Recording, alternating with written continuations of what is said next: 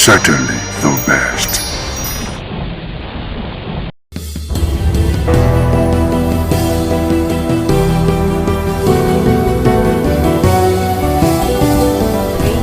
It is a beautiful Friday and we say welcome to Itches and Voices. And in case you're joining us for the first time, Itches and Voices is brought to you by NAVID, Network for the Advancement of Persons with Visible Disability. And today we'll be continuing on our series, Love, Relationship and Disability. It's been an amazing series so far and we've had 3 guests. Mr. Igwe making it our 3rd now, and we've been discussing on love, moving aside from our usual Edo State disability law, rights advocacy and inclusion. And of course, we have our amazing sign language interpreter that will be doing justice to our hearing impaired audience, and Ms. Cynthia Godwin Aya. And we also have an amazing guest with us in the studio today, Mr. Igwe Friday. Welcome, Mr. Igwe Friday. Thank you so much. It's nice having you here. Thank you. It's a pleasure. And also, I think it would be nice for us to dive right into the topic for today, which is love, relationship, and disabilities. And before we go on, can you tell us a bit about yourself so our audience viewers can know you a little better? Okay. My name is Igwe Friday, like you already introduced. Okay. And I am a lawyer by the grace of God. Wow. And I'm a member of NAVID. Oh. Yeah. That's amazing. And I got to find out that you recently got married. How is the wedding life going for you? Well, we just entered the club, so we are still trying to study the wedding club. Okay, that's amazing. And for our topic today, which is love and relationships, and what does love and relationship in general mean to you personally? Because it's a topic that I feel like everybody loves to talk about, everybody loves to engage in. So what does that mean for you personally, if you can explain to us? All right. I like the fact that you said you use the words, what it means to me personally. Yes. Because to me, love has no universally accepted definition. So it depends on how you perceive it as a person. Yes. And how you perceive it depends on your experience. And I believe that it has nothing to do with disability. Very true. It has nothing to do with disability. So your relationship with people will determine whether you are going to enjoy that beautiful word called love. Yes. So to me, I think love is a gift from God. You understand, that given to mankind, irrespective of your status in society.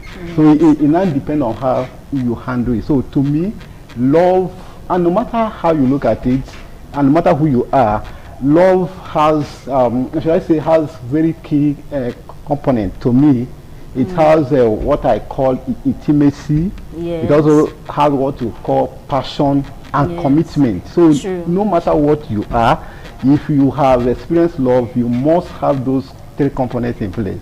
Okay, thank you very much. You made mention of something that love is the same regardless of disability or not, without having disability. So I want to ask a question.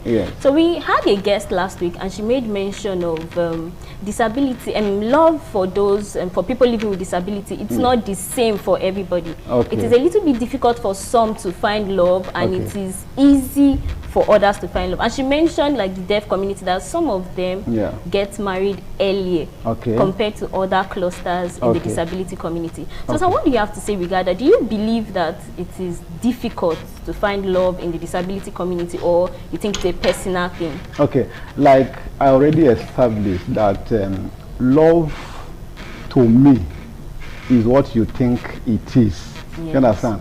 And your experience will not determine what you see love as. So, but I do not think, like I said, I do not think that it has anything to do with disability. But that does not mean that the guess you had has no point.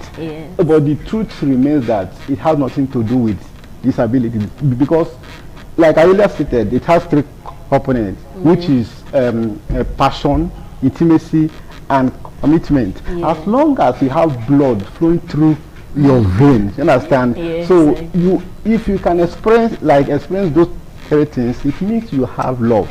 And the thing is that it depends on how you, like, if you can show care, you understand? If you can show care to the next person, the person that you're actually in relationship with, of course, and that person can return that same care to Of you. course, yes. Like you're already experiencing love, so it has Yes. nothing to do with. So it depends on how you manage it as a person. So how you manage it will now, I mean, whether you are going to find it very difficult to have love, and whether you have it, whether you are going to enjoy such love. So it has nothing to do with your personality.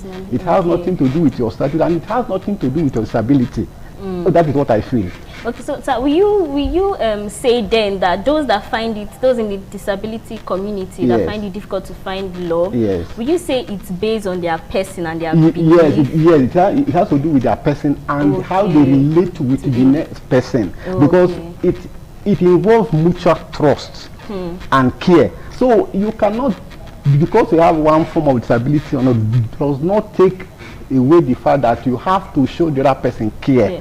Do you understand? Yes, So it I has do. nothing to do. So if you have the ability to trust and show and return that care which the other person has given to you, of course I see no reason why such person cannot return same like care. to you. So it has nothing to do with disability.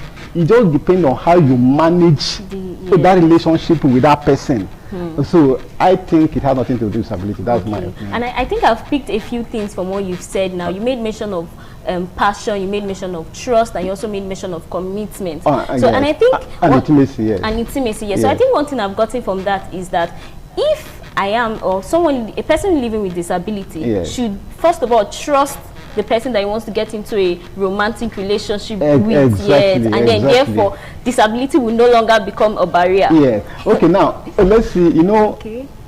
you cannot fall in love with somebody that you have not interacted with or seen. True. All right. Very true. So if you are talking with somebody, for instance, and let me say this before I continue, I think some of those persons that has this impression actually, I would say it is a societal thing. Yes, because if you have not come close to me, Yes. you understand? If you have not come too close to me, because people will see you from a Afar, distance and yes. conclude that Very this true. person will not be able to love. So if Very you don't true. come to me, and there is no way I can extend that care, you understand? Yes. Intimacy and commitment You to have you. to come If you close. don't know me, I don't even understand. Yes, so, I do. And that's why I say it depends on how you manage it, because you can only manage somebody who is close to you. So Yes. if you fail to manage it, that's the way you will begin to say, okay, maybe it was difficult for you to get love. to get Yeah, love, because yes. if you are interacting with somebody that you have not met, at that point the person will not be able to detect whether you have one disability or not another. until you are able to. So it To is speak out. a society. Okay, it is a societal something. Yes. Do you understand? Because if I can talk, I can be communicating with you for 5 years without letting you know if I have one disability or not. Very And true. there is no way, as long as I will be able to express that love to you. Yes, So in person. yes, so that's what matters. That makes sense. And the society, I feel like society Yes. brings a stereotype sometimes. Exactly. Because you've not met someone with disability and you just And feel like, just yeah, they conclude feel that, sorry and they yes, cannot find yes. love. And love is for everybody. For everybody. Everybody wants to So that's fall why I in started love, by yes. saying that it is a gift from God. God, yes. And when God gave that gift to mankind, God did not say, okay, this one will go to person with disability and this one will go to persons with without disability. So Yes. love is a gift to mankind. So you can enjoy it depending on how you view it. Okay, let's dive a little more personal to you. Okay. So you're married, sir. Yes. Your wife, is she with or without disability? It's without any form of disability. disability. Oh, wow, yes. that's amazing. So, Yeah. sir, before you got married, in Yes. your dating phase, Yes. did you date a person, like person living with disability, before you got married? I never dated A anybody. person. Wow.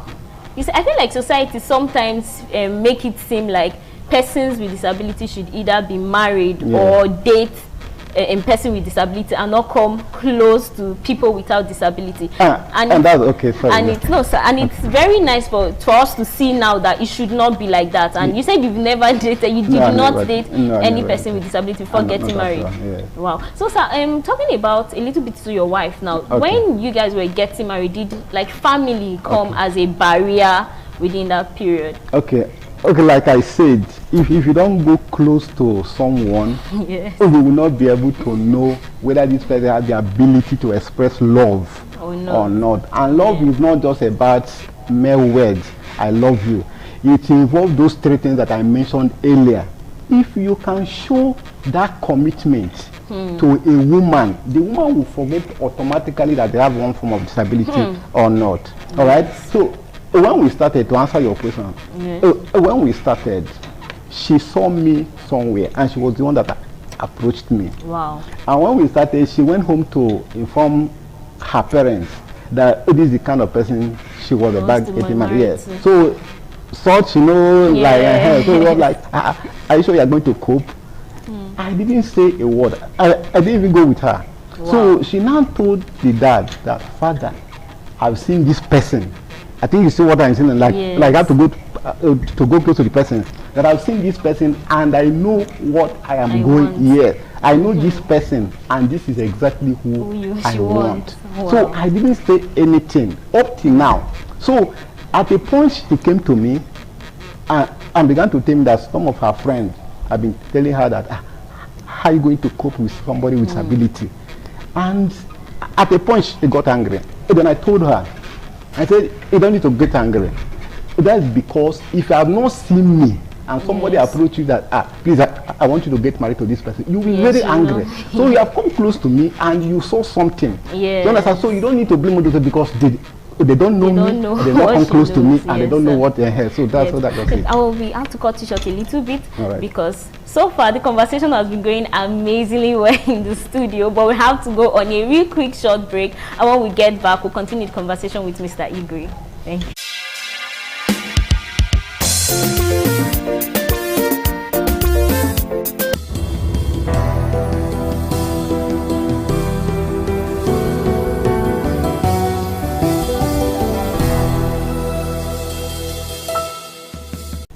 Welcome back from that very quick break.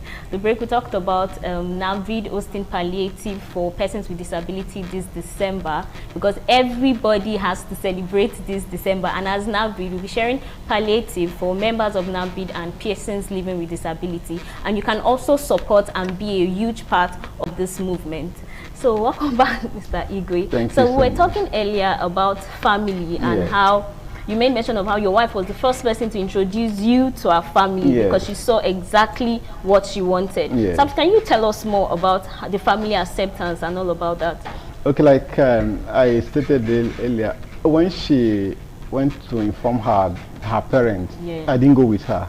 So it was when she came back and she started telling me the reservation that the family members had. So the following day she had she was invited to come home over the same matter. So she now told everybody that I have seen this person, I've lived with this person, all right? In fact, this person does almost everything at home. So this is exactly the kind of person. Yes, it's not because I have money. I don't have money. You understand? So she saw something. And she she saw something and she knew what she wanted, and that's what is important in every relationship. Yes, you mentioned that she made mention of seeing you could do things. So I want to talk about domestically at home. What is it like? Because I know a lot of persons are usually very curious on how getting married to a person living with disability or living with a person with disability, what's like the day-to-day activity or is there like a struggle? Or just tell us about the domestic life and what it's like. Okay, like I stated earlier, for you to enjoy love or relationship, you have to show some level of commitment, irrespective of whether you have disabilities or not. Something must keep you, like you may use prayer to get into a home or to get a job or to get married, but other things will have to keep you in that relationship, right? Yes, very now true. I'll say this, I don't know if my wife is watching. Do you understand? We hope she is. So but I will tell you that we got married on the 6th of September. Wow. But I can tell you that my wife has only cooked 4 times since we got married. Wow. Only That's 4 interesting. times. So that's good. In fact, there is an argument in the house now whether I cook better than my wife. So that's how I'll end it. That's interesting. It will not look as if my wife is not cooking for me. No, not at all. We love the fact that this made me quite happy, because I love the fact that you're also very involved. And this is something that even persons without disability argue. You see men without disability that do not even want to cook for their wife. It's different now. Of course.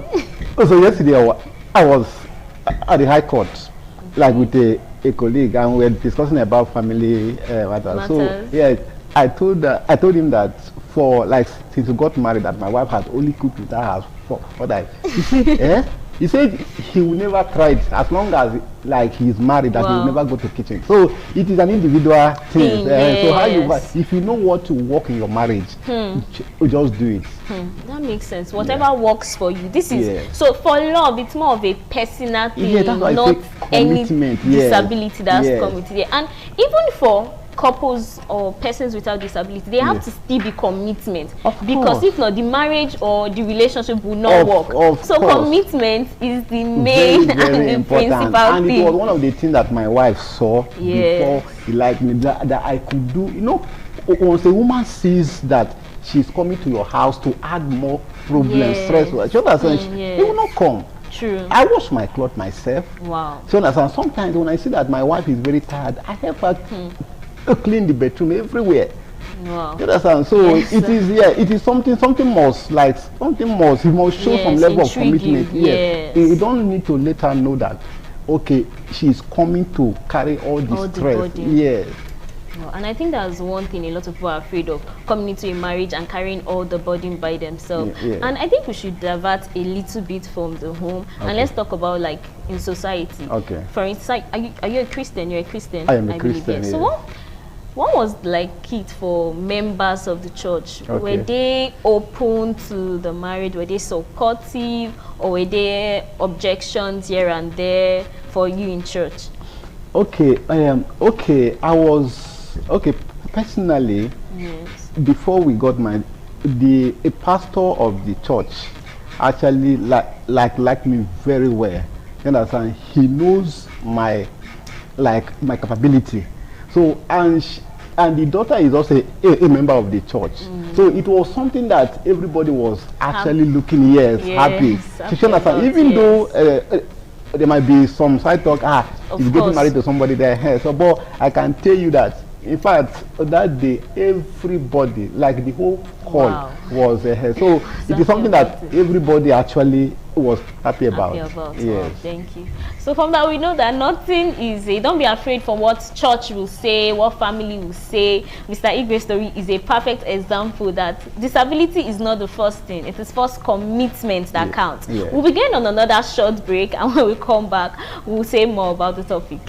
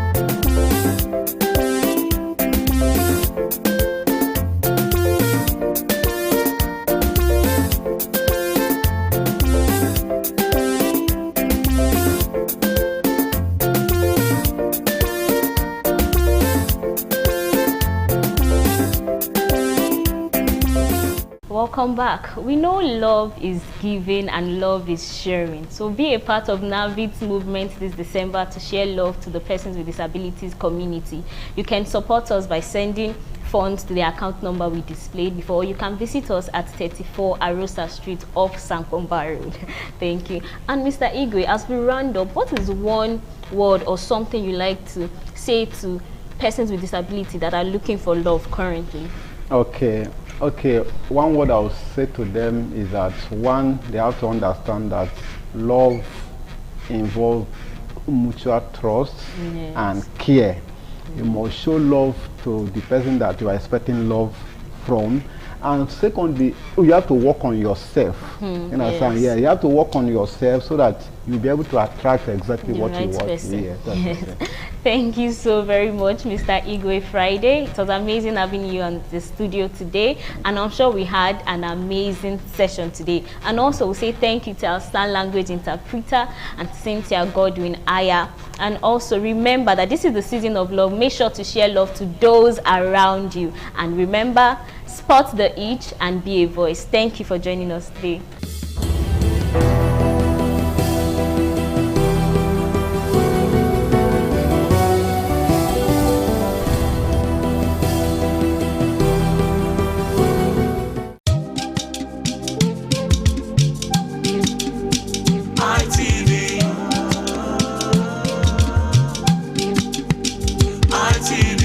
ITV, certainly the best. Certainly the best.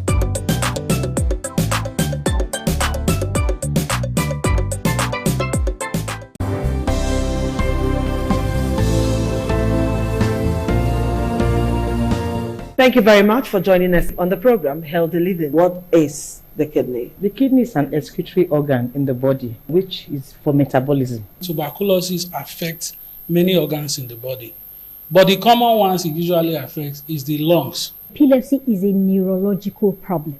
Okay. It is an injury in the brain, which causes someone to begin to convulse, to go into fits. It is curable, but the cure is a long-term thing. If you eat well and avoid those risk factors that will make your immunity to be down, then the risk of contracting tuberculosis will be reduced. If you're healthy, then you're wealthy.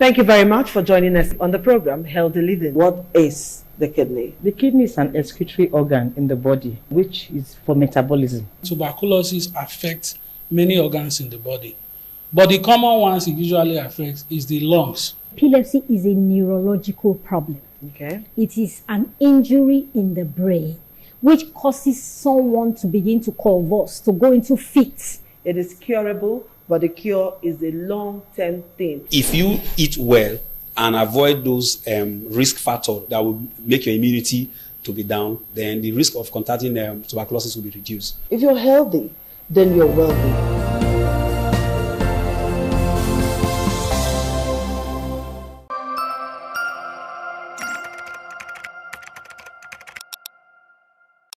Certainly the best.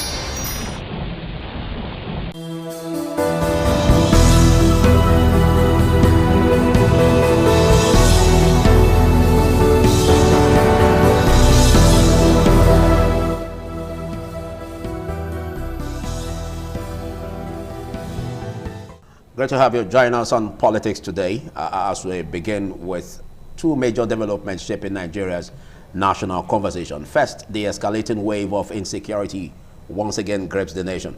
Another disturbing incident which emerged from Niger State, where a Catholic school suffered yet another abduction, raising urgent questions about our security strategy, the safety of our educational institutions, and of course the broader implications for communities living under constant threat. Well, we will be examining the factors behind this troubling trend and what resolutions might look like. And later on the show, we will turn our gaze on the controversy surrounding Nnamdi Kanu, whose life sentence ruling has sparked intense political, legal, and of course social debate. What does this decision mean? Troubling decision, you may say, for national cohesion, the rule of law, and of course the road ahead for Nigeria. We'll also explore how this moment could shape the country's political landscape in the months to come. Of course, we have a panel of analysts standing by to break down these issues from every angle. And stay with me, my name is Philip Omogyupon, never will I forget that. And don't forget that as we progress on the show, listeners on independent radio and of course viewers on independent television will be allowed to join. Via the course, you will be pouring in others for free. And of course, I will be urging you to be civil in your presentation. And of course, quickly hitting the ground, running on what we have today, starting with my guests in the studio. At my extreme left, I have a professor from Novena University, Professor Tony Joweri. Big thanks for coming. It's a pleasure to be here. Thank you. And next, just at the extreme, is a politician, and here is Honorable Etiosa Igebo. Thanks for being here. Good morning. Good morning, viewers. Thank you.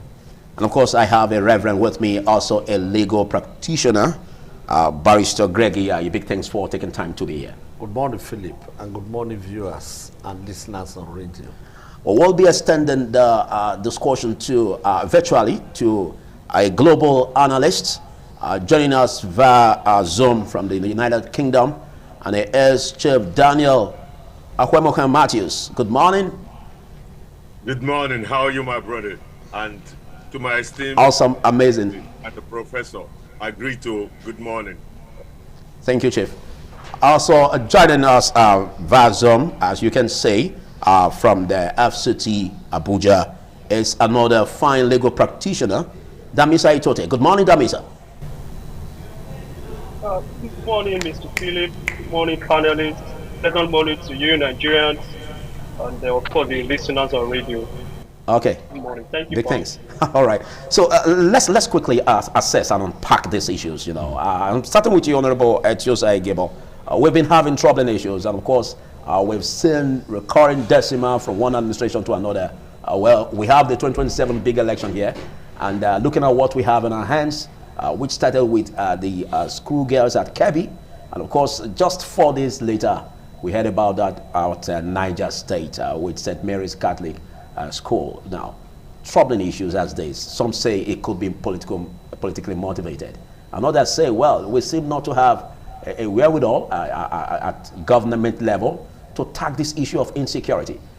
I don't know if you see it as politically motivated or lack of political will on the part of the president. Well, I think it's politically motivated, and before I dabble more into that, I think I want to remind our people that I wouldn't necessarily think it is a lack of goodwill or willingness from the government, because there are actually military personnel involved, and in most cases we lose some of them in the point of contact. So this is about a nation, people putting in the effort to be at the battlefront, in some cases losing personnel who has loved ones, and I don't think we should trivialize it to say that government would, you know what I mean, ignore that sacrifice. Or lacks political will to do the needful. So I think it's political, because this whole adoption reminds us very vividly of the Chibok girls. Whenever there's an election coming, or maybe they feel that there's a particular president they don't like, elements within the space politically, I'm a politician too, I believe very strongly that they start using certain militia that they keep somewhere to attack soft targets, all in the name of to discredit the government. You know, that is the closest I would think of if I have to be very sincere with my conversation. However, that doesn't mean that there are no challenges logistically or tactically on the part of the military. Because remember, before this whole incident came up again now, that has become a talking point across the nation and all over the world, even when President Trump is mentioning a country of particular concern because Christians are being killed in any way or form. There are periods and times before now when the country enjoyed some level of security. Like for instance, I spoke to people in Sabah, Kaduna, who lived there, who used to suffer insecurity. And in the last year and a half into the 2 years since the president have come on board, they can literally go everywhere in Kaduna. Why all of a sudden this whole thing has started again? So I think Nigerians should really wake up and make a choice to whether they're going to defend their country against those fifth columnists in this country who feels they're involved in politics, or they're in the military system, or they're in the intelligence system, or whichever ways that maybe they've got enough money that they've siphoned from systems even before the subsidy was removed, and they can use that to distort what is right and what is wrong, to constantly get us to smack our heads together and not even know who are the true indigenous of this land, who is fighting for this peace to return, or those who are fueling it. So I think it's about time we should take a step back and really reflect deeply and support the government of this country in order to get real intelligence. And because these people, we know, from facts, I've spoken to people in high places, they do know where they are and who they are about. Exactly where I was going. And then I think our people should reclaim their country back, support the government, and get rid of these people. All right, thank you. Now, we're about looking at issues surrounding how to close the gaps. Obviously, we know that Nigeria has been a hotbed for insecurity, and of course, how to tackle this headlong has been an issue that we've been dealing with for decades now. I don't know your thoughts on this, Professor Tony Jewere. Well, I think to solve a problem, you have to look at the genesis, the background of the problem. When you talk about insecurity in Nigeria, we don't have to politicize it. The whole thing really started from Buhari's regime. We have to, the late Buhari's regime. We have to be honest with ourselves. We remember when he said if he doesn't win that election, in that year, that blood will flow like Babu. And in the process, for God's sake, he invited these militias, these fighters from neighboring countries, okay? And they were stationed in different parts of the country, just in case he did not win that election. And at the end of the day, Jonathan being a peaceful man, the former President Jonathan being a peaceful man, he now gave up and said, hey, now congratulated him in advance. Oh, you won the election, congratulations. So these mercenaries that were invited into the country had no job to do. So in the process, they approached El-Rufai and of course Buhari, who invited them. What do we do? Pay us our dues. When you pay us our dues, we go. And those ones say, hey, gentlemen, there's no job to be done again because, a new government is in place. There's nothing like fight and all that again. And so, for the sake of survival, they started doing all sorts of things, went to the trenches, started kidnapping, and doing all sorts of, so new groups started emerging in the process because they now discovered that there's money in the business, and the president at that time could not do much because he knows that he is the root cause of the whole thing, and that is why you see the moment they are even arrested, within a short time they are let go. And so the thing continues. And when these other groups discovered that, oh, there's money in this business, more groups started emerging. And what happened? Then this sentiment of Niger Delta thing, amnesty program. But then I said, okay, in view of all what do we do? The same people who were beneficiaries now suggested, oh, let's also give them amnesty. Are you getting it? Yeah. Let's also they now give the amnesty. They were treated as a beautiful bride. Give them uniform, fed them, put them in good hotels and all that. Then the interesting thing, let me shock you, they now integrated them into Nigerian army. Okay, and when that happens, what do you expect? Of course, they started giving information back to their colleagues, in the trenches, in the trenches. And in view of that, when Nigerian army now goes for genuine operations, to attack these people, they will give them information. Then that's why it starts having landmines planted in strategic places and all that. And any operation Nigerian army wants to, they will also give the information. Yeah. So it's like there's an internal problem, so the Nigerian within the Nigerian army. So they couldn't do much at the end of the day. And it's unfortunate that Tinubu inherited that type of system, insecurity. And so there's little or nothing he can really do, except the army sanitized, and all these people have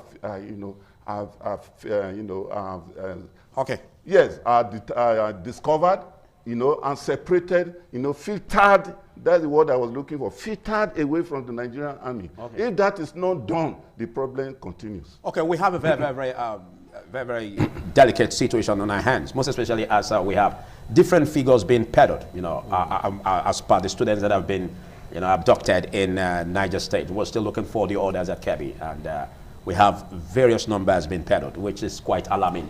I don't know how you want this to be fixed, because most especially when we look at situations where year in, year out, every 4 years, we have elections coming up. And of course, they keep giving us promises, but there's this need for us to be proactive in governance. How do you see the lapses being closed under the present administration of President Tinubu? What the man sows, he will reap. We should look at some of the people in power today. How did they come to power? It was by sowing and encouraging insecurity and making insecurity a campaign slogan. And we all know it. Then we can't run away from it. What you sow, you will reap. What we might be reaping today is what was sown. And the people who sowed it, we know them. Kabiru Sokoto, who went to a church, and then with his men, about 25 people were killed, the Catholic Church. DSS was looking for him. Other security agencies were looking for him. Eventually, they tracked him to the guest house of a governor in the administration at that time. And because it was a government house, the president has to waive immunity for them to attack. And they did. And they found him there. He was sitting on the table of a very sumptuous breakfast. Yes. A very sumptuous breakfast. And he was arrested. That government official is a top government official in this present administration. That will tell you the root of the insecurity. It was meant to spite Jonathan, to discredit him, and then to oust him from power. And the people who did that, they're in this administration. Yes. So eventually, what they sowed is what they are reaping. Just like the prof has analyzed. They couldn't pay them. They couldn't compensate them. So those people have to find things for themselves. You see, if you are desperate for power and you want to get power, even at the expense of your own country, this is the kind of thing that you get from it.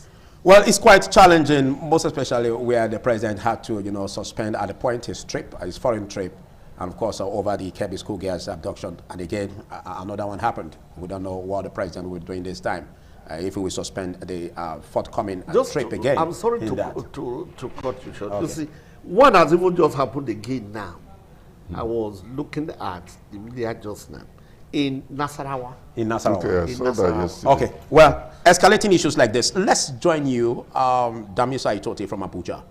Now, we have challenges where even the president said that the Minister of Defense should shift base to Kebbi. Now, it happened another one happened in Niger State. We don't know if the minister will again shift base to Niger State. Or just like what we just hearing now about Nasarawa. Now, what exactly can be done in all of this? Do you see the president as having challenges of lacking political will in this?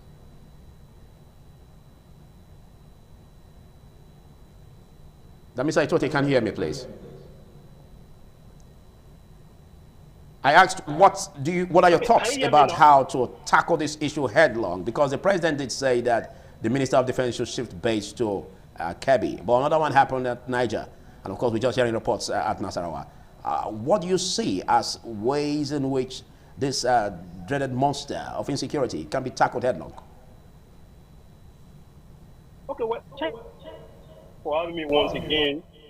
For me, I sincerely express my sympathies, over this kidnap and the endless bloodbath across the country, particularly in the northern part of Nigeria. I sincerely pray and hope that the little girls who are, schooling, who are receiving formal education, be brought back to their family, be reunited with their family, alongside everyone that has been taken into captivity by this dreaded monster. It's painful, and I feel for the families and, of course, the little ones that are currently away from the classrooms where they ought to be if we were in a sane, society. Mr. Philip, back to your question.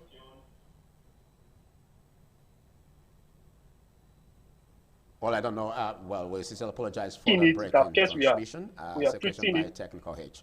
I believe as we're able to restore that, we'll be getting back to Damisa Itote. Damisa Itote, are you there? Can you continue from where you left off, please? You can't hear me. Can you hear me? Yes, I can hear you. Go ahead, please. Where I stopped, but I was okay. I said I was emphasizing with the little, children, pupils, and other people who were, of course, taken into captivity. And for me, we've traced the issue. Your very robust panelists have, traced the issues. The question is that what is the way forward?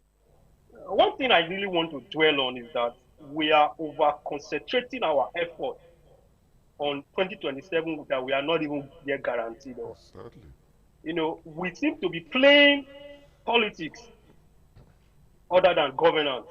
See defection of sitting governors, defection here and here, all geared towards 2027. While re-governance has taken the back seat. I think that is the problem, basically.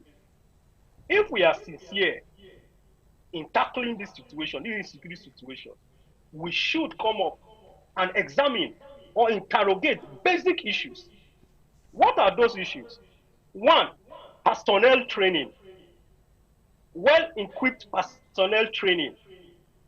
Re-establishment of a broader curriculum in our security institutions, where modernized way of confronting wars, quote and unquote, war, asymmetric wars that are currently going on, and that should be tackled.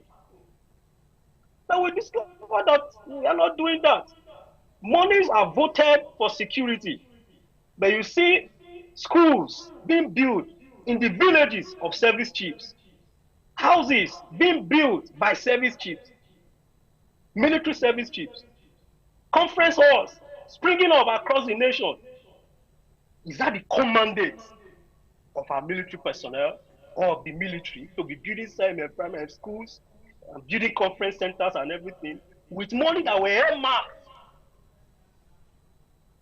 for security or for security purposes? Basically, these are the issues we should be interrogating. And we should be interrogating the professionalism of our military. Then the homeland security, the disjointed nature. So the homeland security, the architectural security of our internal, the internal security within the country is heavily disjointed. We now react to issue. We are very reactive to issue instead of being preventive. Instead of integration, there is a total disjointment of the security architecture. So these are the issues. The DSS report directly to the president. The other security agencies like the immigration, NSCDC, they are under the administrative power of the Ministry of Interior. The police, it reports to the Ministry of Police Affairs, and so many other disjointed security apparatus. So how do we expect to have results? We cannot have results. So my suggestion or my recommendation is this. We should have a unified internal security mechanism or internal security framework that aligns with global best practices under the single leadership of a civilian-led administrator. So that all these other, sisters agencies, in fact, customs, which controls borders, report to the Ministry of Finance. That is not logical. Custom controls, but they report to Ministry of Finance. They are in another different ministry. So you see that the chain of command is not unified. So if DSS will give reports or give a security report, police will be very reluctant in taking it or enacting on it. NSCDC will take because they receive instruction from other agencies and all of that. So that is where the problem is. Our security architecture is disjointed. It is disintegrated. So it must be, we must involve ways by which we should have one single Homeland Security Architecture under the headship of a civilian-led administrator, so that there can be a chain of command that will be followed directly down, to the lowest echelon. I think that is my position. If we fail to do that, then we are not there yet, or we are not even ready to take, Thank you, giant. Let's shift our gaze to Chief Daniel Akwemokan Matthews. Well, we've been on this road, though, and it's quite difficult to really unpack this, most especially where over 200, as Punch newspaper reported, about 215 students, that are declared abducted at the Niger, school, Catholic school. And of course, we still have the numbers of Kebbi. Now, there were issues surrounding the President of America, what he said concerning Nigeria of particular concerns. And of course, that sparked political debate, social debate across the world. But what do you see as ways to close this gap? And of course, how to tackle this issue of lack of political will that you may think exists, or lack of, intelligence gathering or tactics that could help to salvage this issue. Chief Daniels. Thank you very much.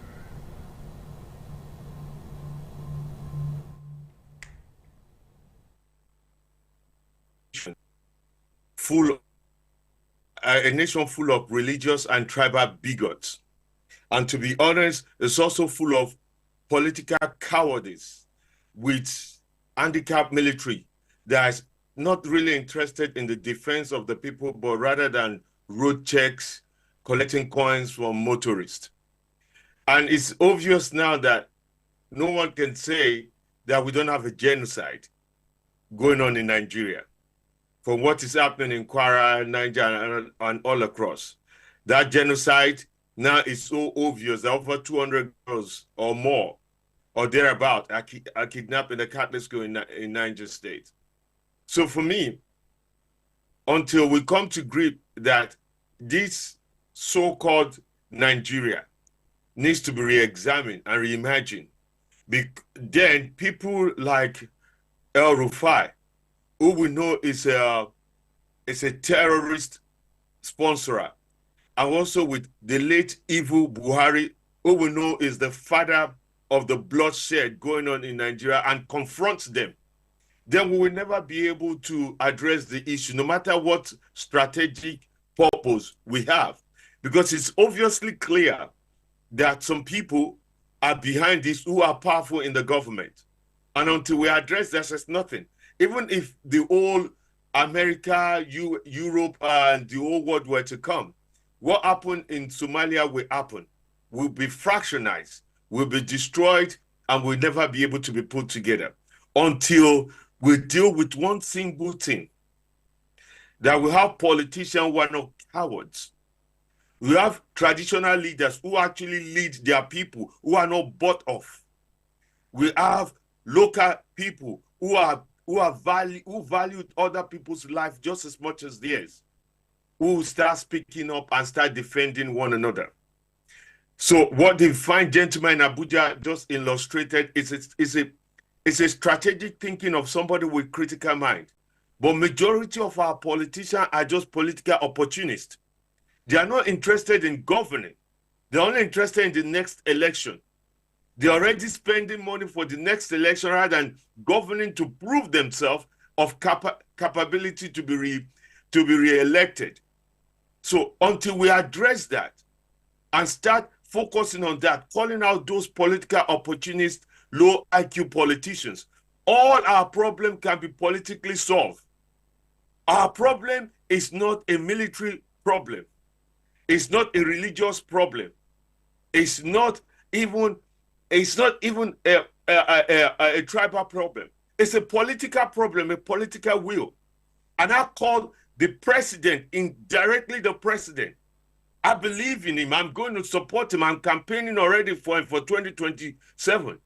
But if the president is not a coward, if he's a man of integrity and value, who value life above politics, who value a little child, regardless the religion that has been kidnapped, he needs to show his braveness in this matter.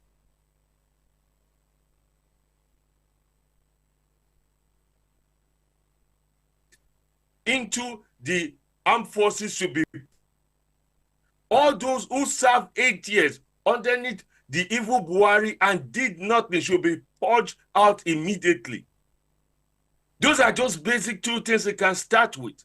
And immediately give the military a full total backing to go after anybody, not just the terrorists, but anybody aiding, supporting, sponsoring the terrorists and alienate them. That is an easy demand or request of somebody who's not a coward. I remember when an Hausa lady said before the election, spoke to the president and asked the president, what do you have for us in the north? The president said nothing, because if I do, they will kill me. I do not want the coward as a president. In Nigeria, there's nobody above the president. The president to show his bravery, his audacity to be president, the audacity to say, Miloko, it's my turn. And in his turn, he needs to turn this around and jettison the evil of Buhari, jettison the evil of El Rufai. We have to be a nation that is not a nation of religious bigotry, political cowardice, and handicap military for us to really address this issue. And it's only through politics, not military intervention, not foreign intervention, not any foreign aid will do that. It's only through politics. And politics, not a politics of cowardness, we can fix this. And I believe we have some good politicians who are more capable and credible to do this. One of them is the president, but he needs to rise to the occasion.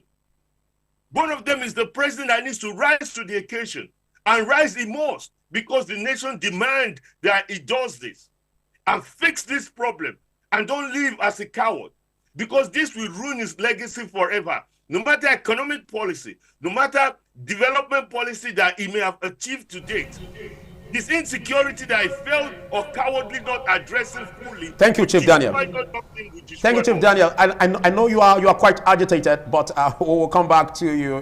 But let's quickly acknowledge what you said. Basically, your bold statements made in that direction. Even though you said that you were campaigning for the president come 2027, but you need him not to be a coward, but to sit back and make sure that he drives the figures in order to tackle insecurity. But where our panelists made just some solutions that could be seen as long-term. But again, there is an immediate need to get these children out of being abducted. We have hundreds of them now, as reports have it. And how can they be released? Should we go about the ransom payment as a way to release them just now? So we're looking at a very, very short-term solution. But that will come after this short break. Do stay.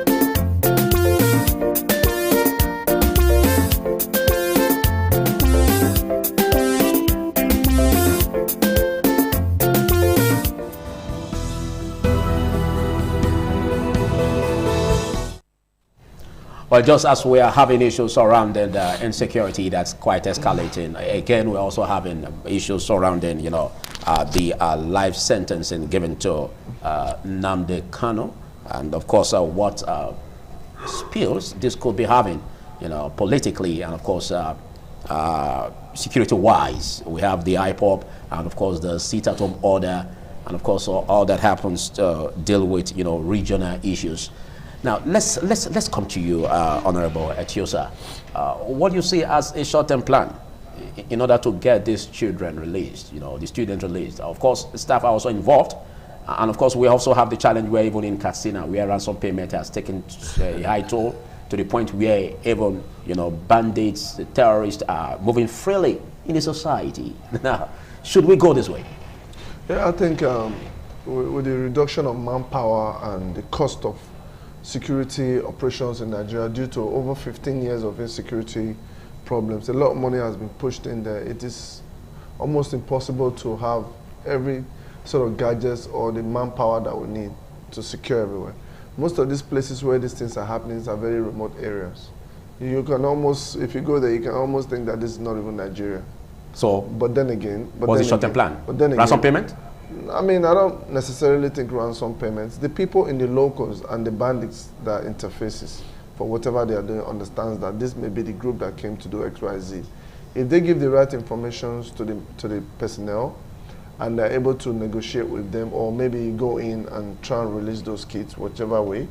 I think they should also seek for more technological support in terms of using drones and bringing in more advanced countries' contribution. Because we've had bilateral relationship with a lot of these European countries and Americans, so that they can have some sort of deterrence. As much as these kids have been kidnapped is bad, but this is the same model with Chibok girls. And for like and we still have some numbers that have not been. Some of my brothers has been saying. Yes, that have not been. The people that are here, the big shots that are here, that are supporting this cause, needs to be tackled. And these problems also goes back to the Western countries, because a lot of the support they get comes from the West as well. So if the West, if they can negotiate with the Western countries more to stop the support, because a price of an AK-47 is over 7 million naira. Talk less of having a support to air missile, machine gun. So when these aspects are stopped, then negotiation or paying ransom can become a thing of the past. So you can negotiate whether you pay ransom or you get them out through kinetic way.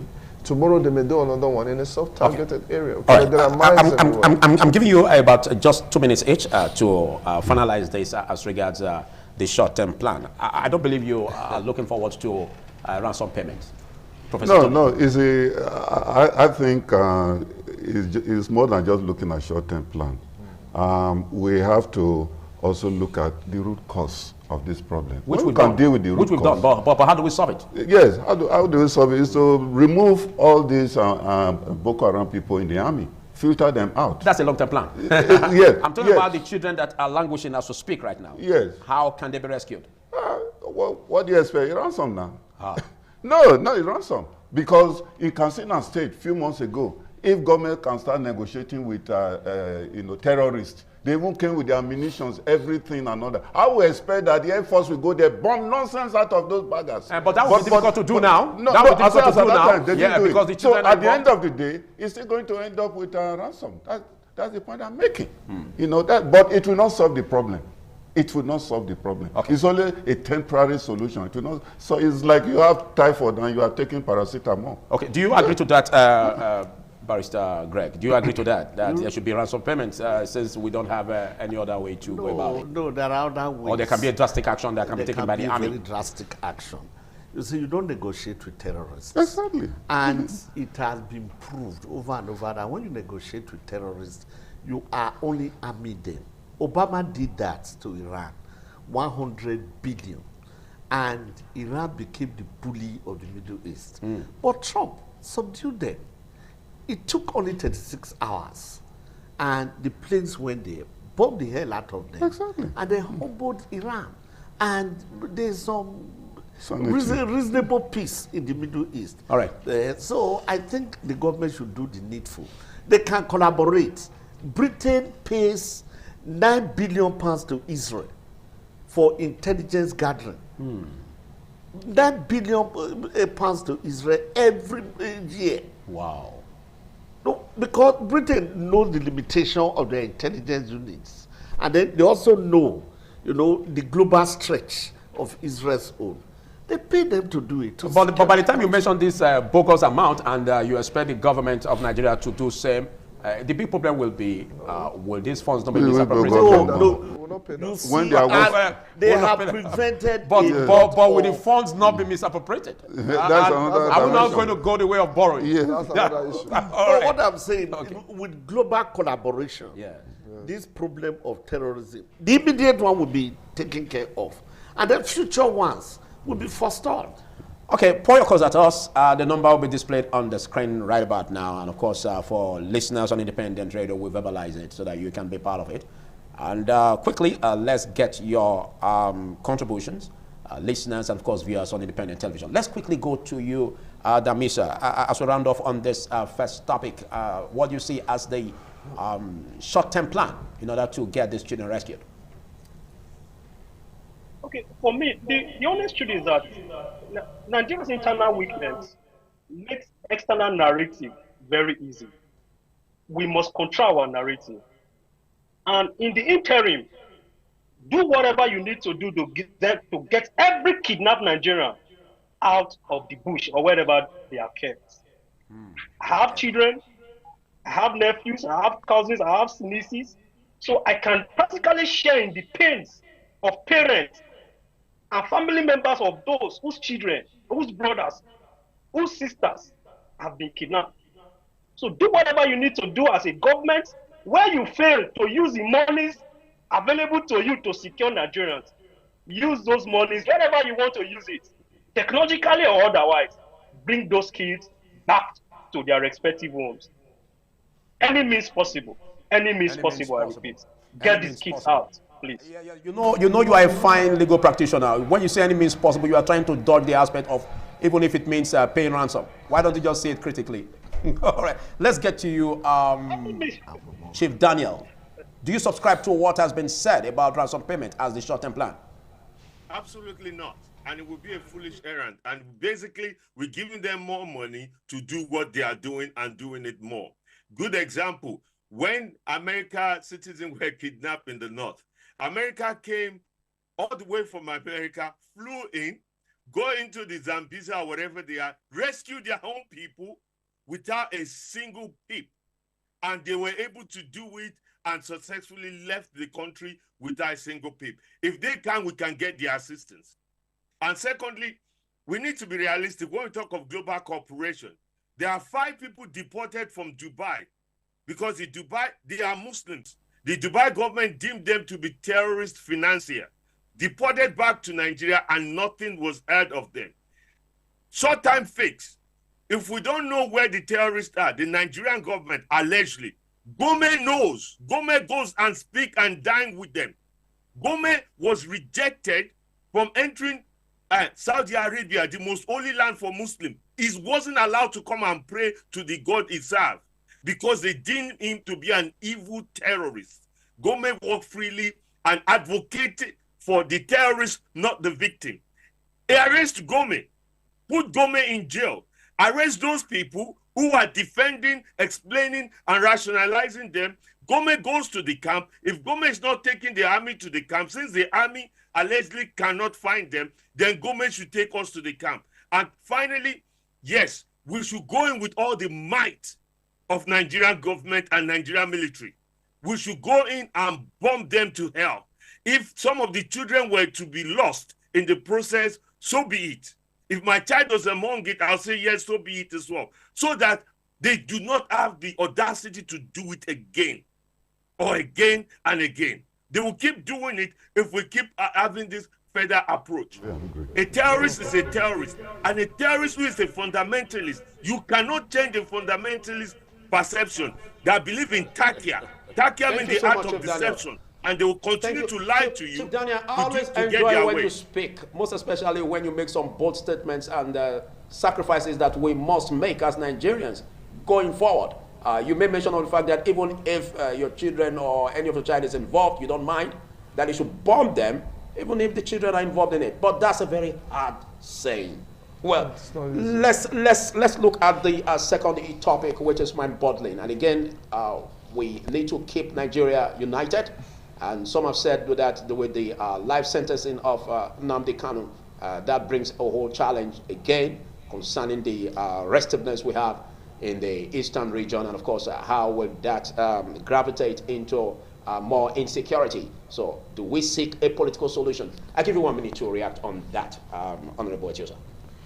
Well, to me, I kept asking the questions all the time why Mazi Nnamdi Kanu, when he was in London broadcasting on Biafra Radio, why he wouldn't use his position to nominate people to run in a particular political party and direct his people, since they listen to him, to vote for that particular person as governors of the southeastern states, House of Rep members, senators, and then on that nucleus of being the leader, bring out different appointees from the southeast and work with them to develop their state, rather than turning into getting people, making threats to the Nigerian state, calling it a zoo, and then put himself in a tight corner. And at the end of the day, two wrongs don't make it right. I strongly believe that what happened to Nnamdi Kanu was not the right way to go, but he caused himself that problem.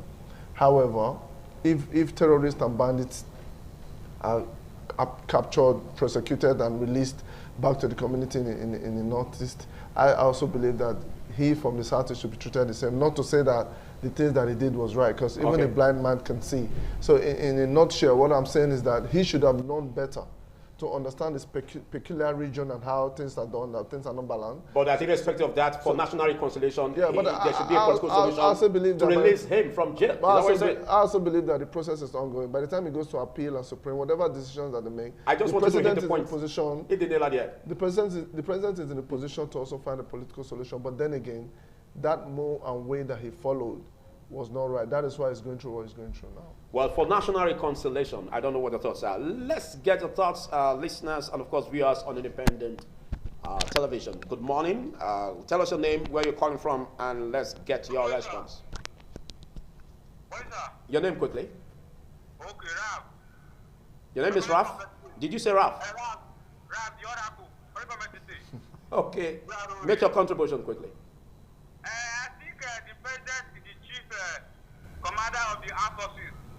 That is very conspicuous of the Constitution, section 130, subsection 2.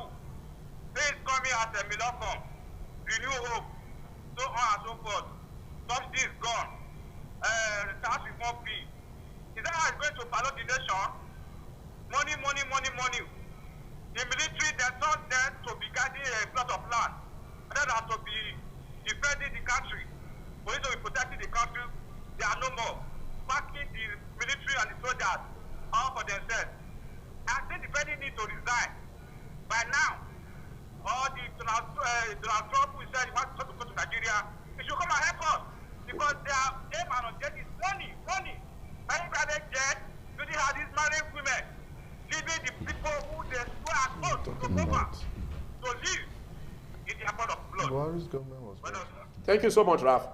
Well, I think that's a very challenging one. The president has got a very risky, delicate situation on his hand, most especially as this issue of kidnapping, abduction, really the masses are bearing the brunt. We don't hear about the political class, much of that happening from that angle. But let's look at the case of Nnamdi Kanu. Yes, when you look at the case of Nnamdi Kanu, I think it's a case of agitation, which he has a right, but the methodology has a problem, because if you look at the Terrorist Act, of 2013, it's clear that an individual should not, go into this agitation against his nation. So he broke that? Yes, so he violated that. And don't forget that his case involved about 5 different judges until eventually it was on 6 accounts, and at the end of the day was found wanting. So you mean the judgment was fair? Yes, on those 6 accounts. Yeah. We're looking at the case on its face value right now, on 6 accounts. And what he was hammering on, that's why you need legal aid. What he was hammering on was this Section 4, of the Evidence Act, that says, hey, once a case starts with an old law, that old law remains. You can't say the new law have to be administered. Okay, but are you saying for the sake of national reconciliation, it shouldn't be related? Yes. You know, because that's what he was hammering on. That's why I said Omotosho does not know the law. That's why he was hammering, but it was wrong because the Constitution does not say that. So, having done that, I think the best thing that has happened. You know, let me shock you. What best has happened? Let's look at a way of healing the country. Yes. For national reconciliation, what good. Yeah, but the law. Should we leave it on what it is now? Wait, now the law have to take its course first. If later in the future, like President Tinubu eventually get amnesty, maybe 10 years time. Something where I don't know. But let the law, take its course first. Then after that, the president may do the needful. All right, let's get a thought on that, Barrister Greg. But before that, let's quickly take your call. Good morning, caller. Tell us your name and where you're calling from, quickly. This is my name. I'm calling from GRA. We didn't get the name. Repeat it again, please. Edos. Edos, okay. Go ahead, Edos. Hello, good morning. If you recall, my dear brother who is listening, World War II, this matter started when Wan Yusuf started this war against government of Obasanjo around 1994, our President Obasanjo. But in addition, the other one that started again, at the time that one Supreme said they should operate on Sharia in North. What I'm trying to say in North here, that they said they don't want foreign education. Okay, go straight to the point, Mr. Edos. Go straight to the point quickly, please. You have just 10 seconds. Okay, now, the country is giving us a headache, both the South and the North. Why can't we do this? The Christians should join hands together and discuss what to do next. We cannot continue to remain like this. Okay. All right. That's all. Thank you, Mr. Edos. Okay, over to you, Ben. Hassan Katsina, Gowon, and some other military officers from the north once said that Nigeria should be broken into pieces. What happened to them? Hassan Katsina later became the chief of army staff. Gowon became the head of state. What of Sunday Igboho? Did Sunday Igboho not call for Odua Republic? Is he in prison? Has he been tried? Has he been sentenced? Okay. Why Kanu Nnamdi? Jonathan was told that he should go after Kanu Nnamdi. When he listed Nigeria's problem, he said Kanu Nnamdi's own is the list of all of them. So let him fix governance. And then what is somebody, going with flag and saying Biafra Republic, and that even Jonathan is not the president, he said, does that remove him from Aso Rock? So for national reconciliation, you seek a political solution for Israelis? What of the judgment that was given by the appeal courts? Okay. That struck down. You are talking about judicial precedent? Yes, all the charges. What happened? So what does this amount to? I want you to make very bold my own is this. Kanu Nnamdi should be allowed to go home. Should be allowed to go home. Yes, it's a political agitation, and which he has a right to do. If it is not tenable, then let him go home. What of the invasion of his home by the Nigerian army? Was that not against the law? Was any officer punished for it? Was even an unknown soldier punished for it? This is quite passionate, very, very emotional, most especially coming from a very. But at the same time, we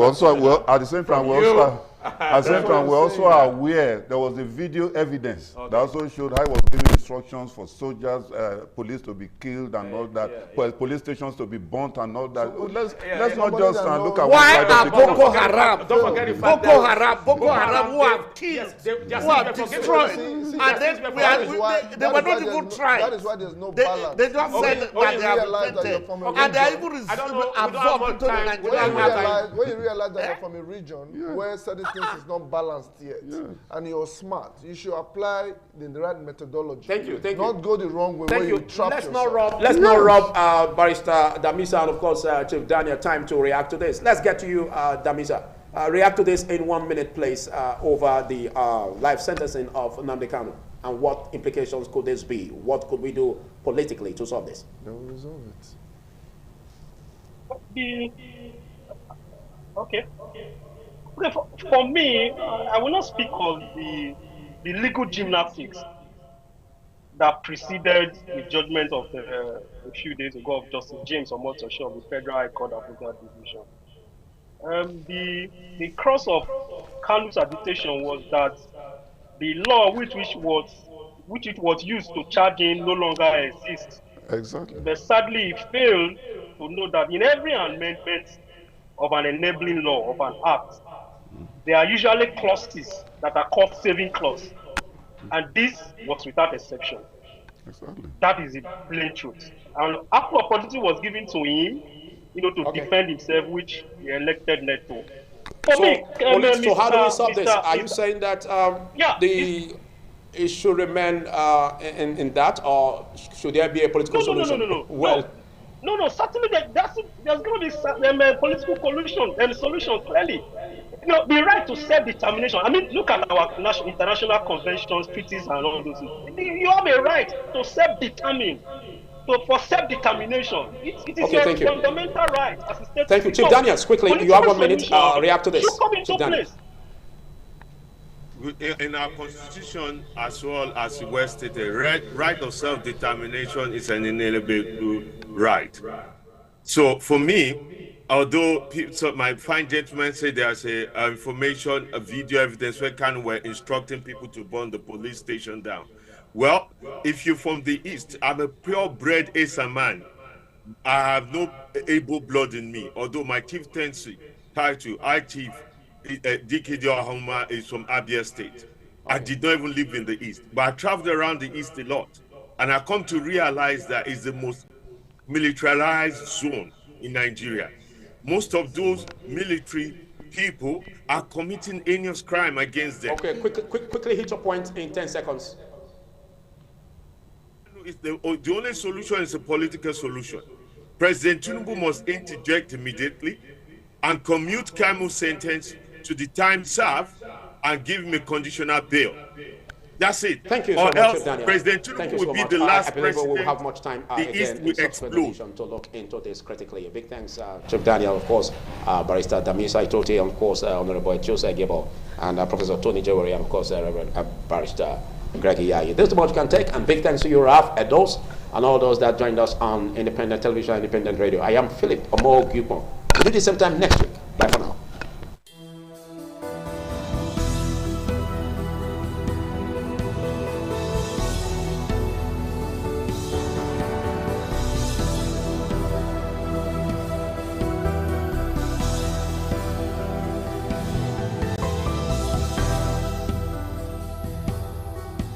Certainly the best.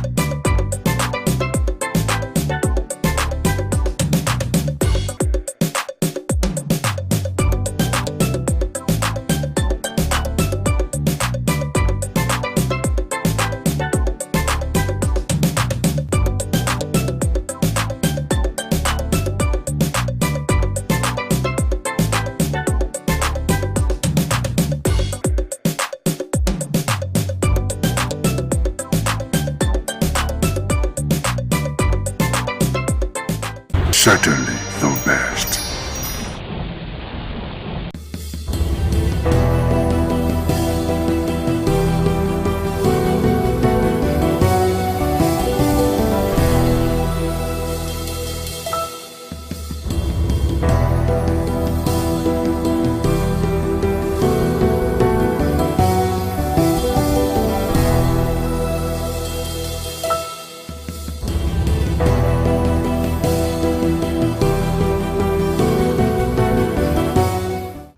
Hello viewers, welcome to Viewpoint on ITV. I am Caroline Okonji. So today on Viewpoint, let's talk about the insecurity that has been affecting Nigeria as a country and how it affects our economy, our agricultural sector, and most importantly, our means of livelihood. Security is the most important element if you are talking about whether state development or national development. No investment can thrive when there's no guaranteed security. And I don't think any economy can grow. I don't think any country can do well if the security architecture of that country is not such that it's able to arrest things that will make investors scared to put their investments in that very environment. And then on the issue of Donald Trump, some people say it's threatening Nigeria, but I don't think it's threatening Nigeria. The issues raised that led to Donald Trump and the Secretary of War of the United States wanting to come to Nigeria, those issues, are they real? Those are the questions to ask. The killings, are they real? Is there massacre of people, whether Christians or non-Christians? I don't believe that people that are doing it, that they are Muslims, because I do know that Islam does not encourage killings. So for them to think that they are on some mission for God in quotes and nobody has been able to stop them. We have a country where the security agencies have not been able to curb these things for so many years. 8 years of Buhari is gone. We are post 2 years now talking about arbitration. That's 10 years. And in a country like Nigeria, you still see where they will show you on video where people are being killed and buried. The question when some people talk, the question I always ask them is it because those that are affected are not directly related to it? So I think that the American government, coming out to say that if Nigeria cannot solve it, they want to come and solve it. I think it's a wake-up call on one, the president, who is the commander-in-chief of the armed forces, who is the chief security officer of Nigeria, to either do the needful and let every Nigerian feel protected within our country. As of today, obviously insecurity has become a thing of concern for every Nigerian. And primarily, from our own research, I personally have realized that the insecurity is given birth to by Nigerians themselves, in line with the high rate of corruption in the system. Insecurity can only reduce when the corruption level is reduced. The primary cause of insecurity in our society is lack of consequences to crime. So if there are consequences, as we all know, the Nigerians are very good in abiding to laws when there is consequences to the crime they commit. So the Nigerians are very good in taking advantage of loopholes when there is no consequences to their crime. If you pay attention to Nigerians that are in diaspora today, you realize that 80% of them are very law-abiding over there. The primary reason for that is because in the Western world, the consequences to crime is not negotiable. So, but coming back home today, we all have seen it, taking a negative tone on our society, and we all are, affected by it in one way or the other. Talking about foreign intervention to Nigeria, we all, I wouldn't say we all know, but for me, it is obviously clear that this was expected at a point. It's in two ways. One way is because of the applications of the current federal government, the steps they are taking to boycott American. The country we are living in right now is a one-party system. And obviously, it's not healthy for the country. We see governors, everybody moving to APC today. So Nigeria is in the state of in the state of surgery. So we need a surgery at this point because a society that does not have a competitor is as good as doomed. What I'm about to say right now is concerning the herdsmen that come to our community here. Those are real cow. They normally come with their cow to eat people cross here in my community here. They used to come with their cow. Instead of them to move along the road so that their cow will not eat grass from the road, they will take those cows to the people's farm in community. They will be eating their cross. Some will have cassava, some will have yam. Those cows will not destroy those cross in their farm. Many occasions, those people, they will come to me, started explaining what is going on in their farm concerning the herdsmen with their cow. We don't want such a thing from the community. The way they are damaging people crossing here in community is very bad. Also, in our secondary school in Umtekon here is very bad. There is no window in those schools, no door.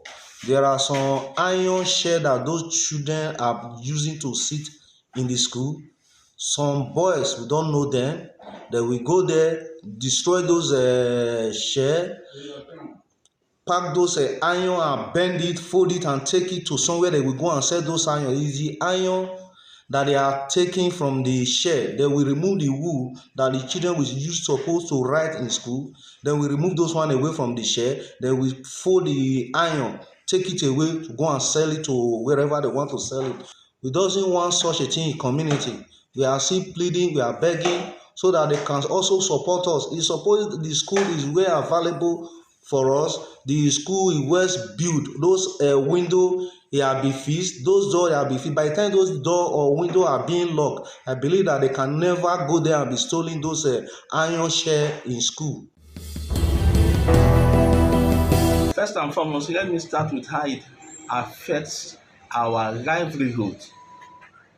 You will discover that when farmers can no longer access their farms, they can no longer cultivate crops, you find out that there is food shortage and there is food insecurity. People will be hungry and the few crops or agricultural products, the price will skyrocket, which will result in inflation. And if the prices of foodstuff increase, every other thing will increase to catch up with the prices of foodstuff. You'll find out that when there is insecurity, people can no longer travel. You find out that you see situations where buses are stopped and everybody is kidnapped. How will people do interstate and intercity economic matters or businesses? You find out that everyone is holed up in his own state or in his own city without being able to do cross-country businesses. And again, you find out that foreign investments run away from countries or places where there's insecurity. Where there's insecurity or fear of the unknown, money flies away. People start taking out their their finances, their investment, and running away from that country. That is the problem Nigeria is facing, and it is not good for our economic development. And if need be, what stops us from asking for help? If your house is on fire and only you cannot quench the fire, will you not call in neighbors to help? I have spoken against his rhetoric before, but we should look beyond how he speaks. We all know Donald Trump, he will always be Trump.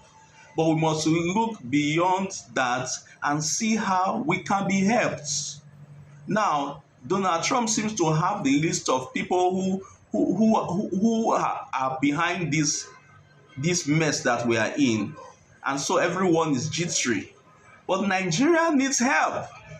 And if help is coming, we should accept it so that these bandits, these headsmen can be driven away. We must not play politics with our security. If we need help, we should accept help. Insecurity in Nigeria ranges between banditry, insurgency, kidnapping, and of course, these ethnic clashes. We cannot rule that one out. Also, the farmer headers herdsmen clashes, we can also rule it out. And the fact remains that these have been so predominant in the north and southeast of Nigeria.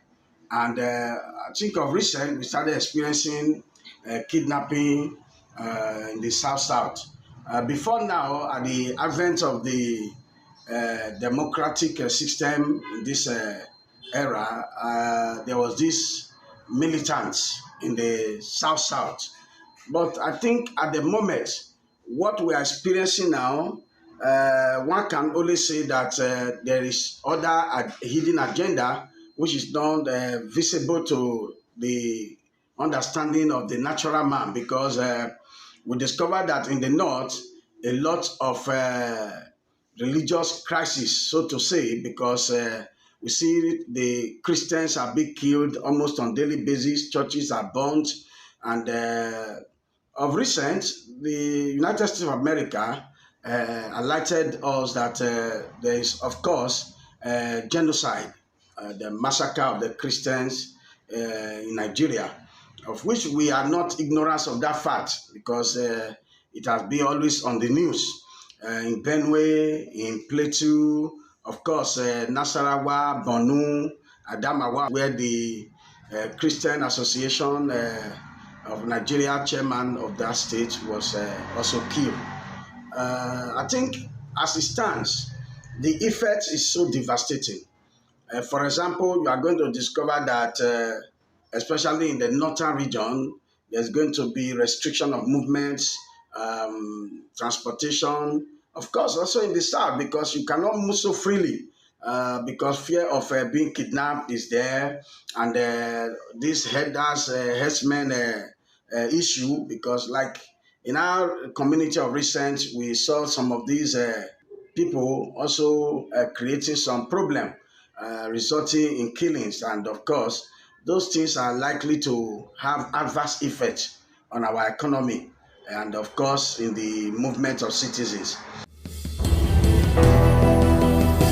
Insecurity is affecting our culture, is affecting food production, short of food, short of yams. At the same time, years back, you see yams everywhere, plantains everywhere, and all that. So, if I may say, but Nigeria is a nation, country, and we also have stake.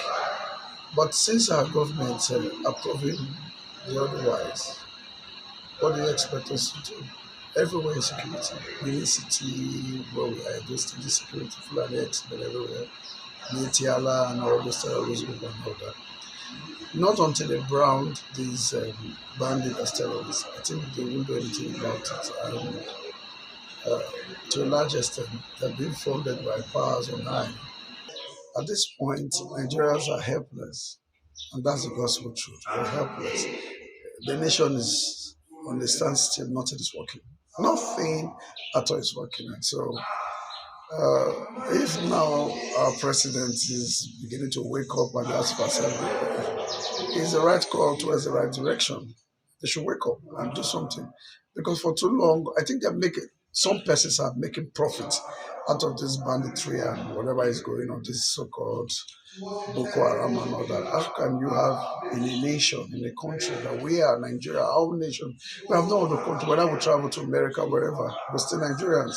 And just imagine in this same nation we have Sharia law. Does it make any sense? I will say we want Nigeria. It doesn't make any sense. I don't know if we are Nigerians anymore. I don't know the right word to say. And I think the Northerners, it's high time they wake up to know we are Nigerians. We are one Nigeria, one nation. Nigeria is not for me alone, it's not for the North, it's not for the Igbos, it's not for the Yoruba, it's not for the Edos, it's not for the Shekiri or Jaws or whatever. It's for everybody. And when we wake up to that responsibility, I think and I believe Nigeria will go forward.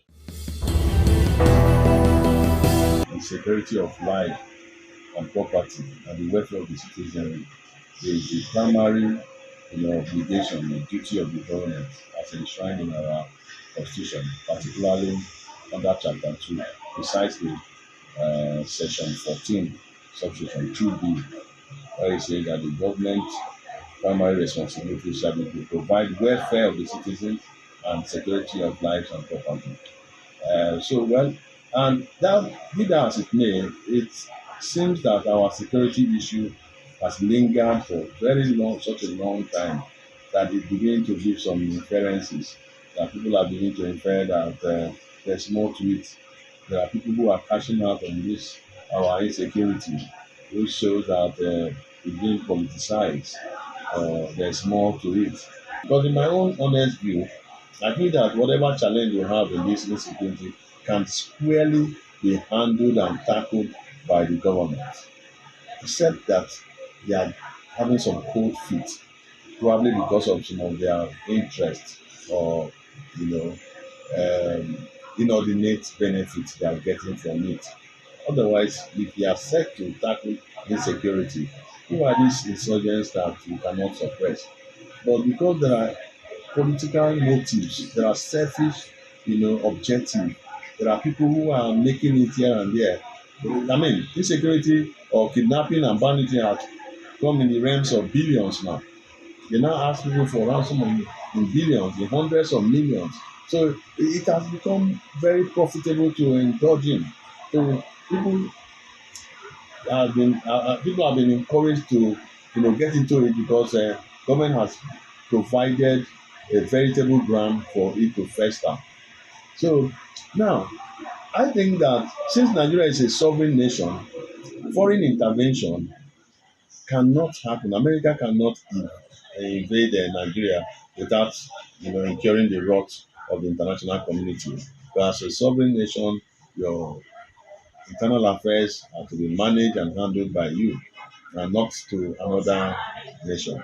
But America being the number one world police of all the nations, you don't expect them to fold their hands and watch the gory scenes that are flowing out from Nigeria every day, where people are being beheaded recklessly and ruthlessly, where people's lives have been turned upside down, people have been maimed and brutalized, people have been chased away from their ancestral homes, and nothing is being done, despite the amount of budget, huge, humongous money they've been budgeted for fighting insecurity.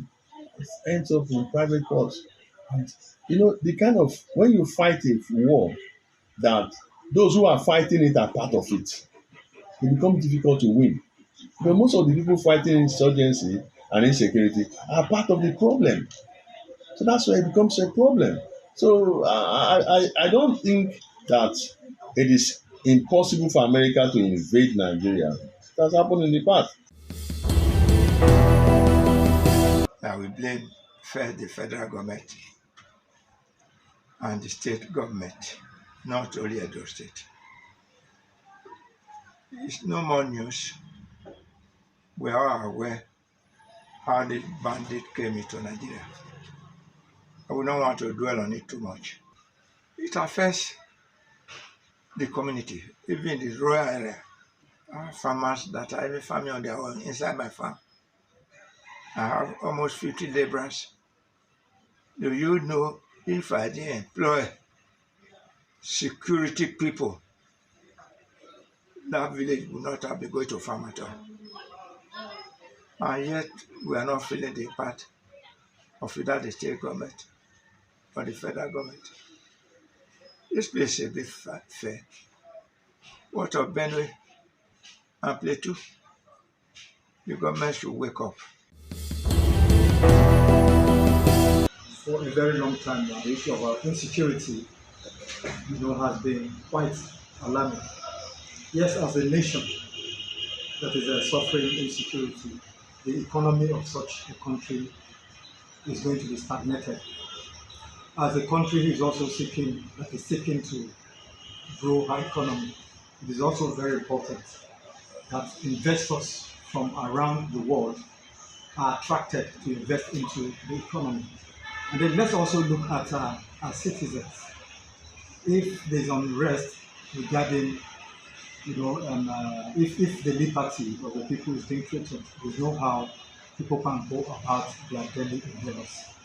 Right now, it's also the present issue that farmers no longer go to their farms because of the issue of banditry, kidnapping, and all of that, which is a major problem in our current society. It is also to that effect that we as human rights activists within our own capacity are trying out to the government to ensure that the right security apparatus is being employed, and then that the government of the day is trying to focus more their energy is being channeled to address the issues of insecurity as the ultimate unrest in our nation. With no reasons to dispute that Nigeria currently is going through insecurity, like you rightly said. But then, as a president of the country, which we believe should also be inclined to international law, we see it as a disrespect, to Nigeria as a sovereign state. Yes, before we engage, there are rules of engagement. If Nigeria as a sovereign nation is in one way or the other having a bilateral agreement or a diplomatic agreement with the U.S., inviting the U.S. government to intervene in an issue, then it will be a different case. And then the reasons why I, as a person, which I'm also entitled to my opinion, will not support that effort is because the United States, when it comes to military intervention, has a very poor record, because we've seen instances of countries where they intervene and such countries were left in ruin, and Libya is a forceful example in Africa. Amid insecurity that is currently affecting Nigeria as a country and its citizens, with different reactions from our respondents, who also called on the federal government to do the needful to boost the security of lives and properties of citizens. They also reacted and made reference to the intervention statement made by the United States of America's President Donald Trump, calling it a welcome development, and it should also be something that should be welcomed by the country. It is Viewpoint on ITV. I am Caroline Okonji. Certainly the best.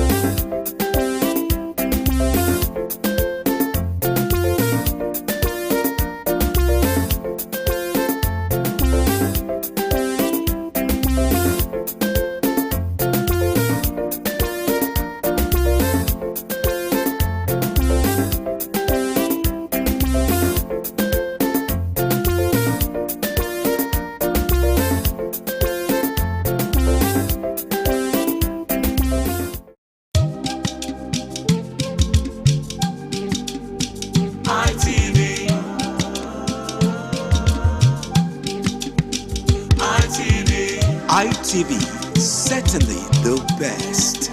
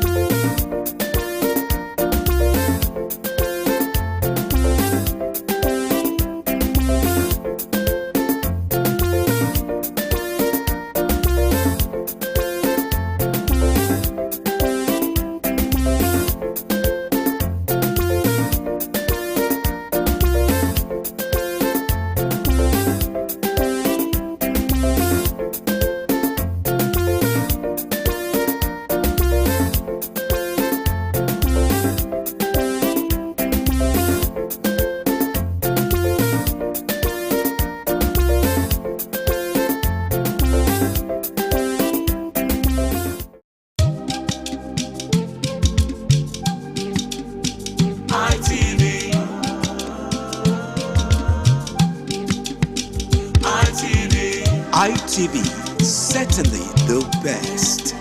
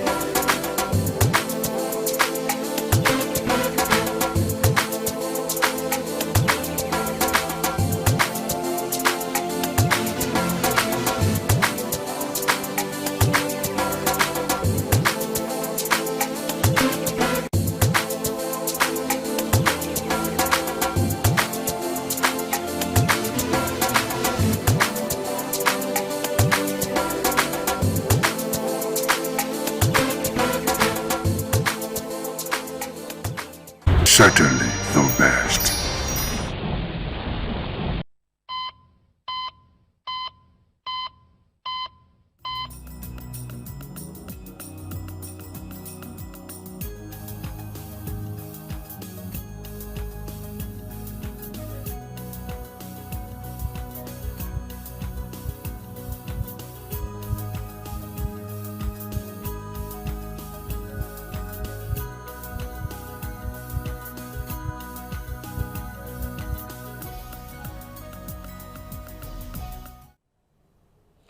Thank you for joining us today on the program Healthy Living. I'm Adesu Walso again. A lot of us wonder why somebody will sleep and never wake up. Others will just wonder why a healthy person will slump and die immediately. So many of these questions are heavy in our hearts, but how do we go about it? Some would imply other things to it except for medical reasons. So today, we're going to be talking about sudden cardiac deaths. Sudden cardiac deaths, we'll look at the symptoms, if there are any, causes, and probably we'll get some possible cautions to be taken or adhered to so that you don't fall victim to sudden cardiac death. And who are more susceptible to this problem? Is it the male or female, or is it an everybody thing? These are many more we'll be looking at on the program today on Healthy Living. And joining me to discuss this is Dr. Henry Onwalu, a Senior Registrar Cardiology Unit of the University of Benin Teaching Hospital. A pleasure to have you join me today, Doctor. Good afternoon. Thank you. So, like I said, sudden cardiac deaths. What does it mean? Well, good afternoon, viewers. Just as the name implies, sudden cardiac death.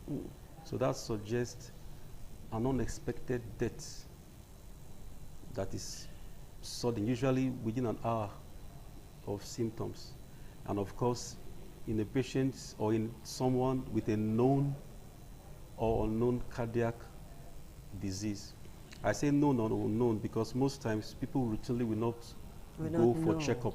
So there's an underlying heart problems, but they never knew about it because they didn't get to visit a clinic where a doctor evaluated and said, we have an underlying heart problems. Just managing themselves, pushing through until the day there was an incident, and maybe on autopsy or on further investigation, we discovered that there was an underlying cardiac problem.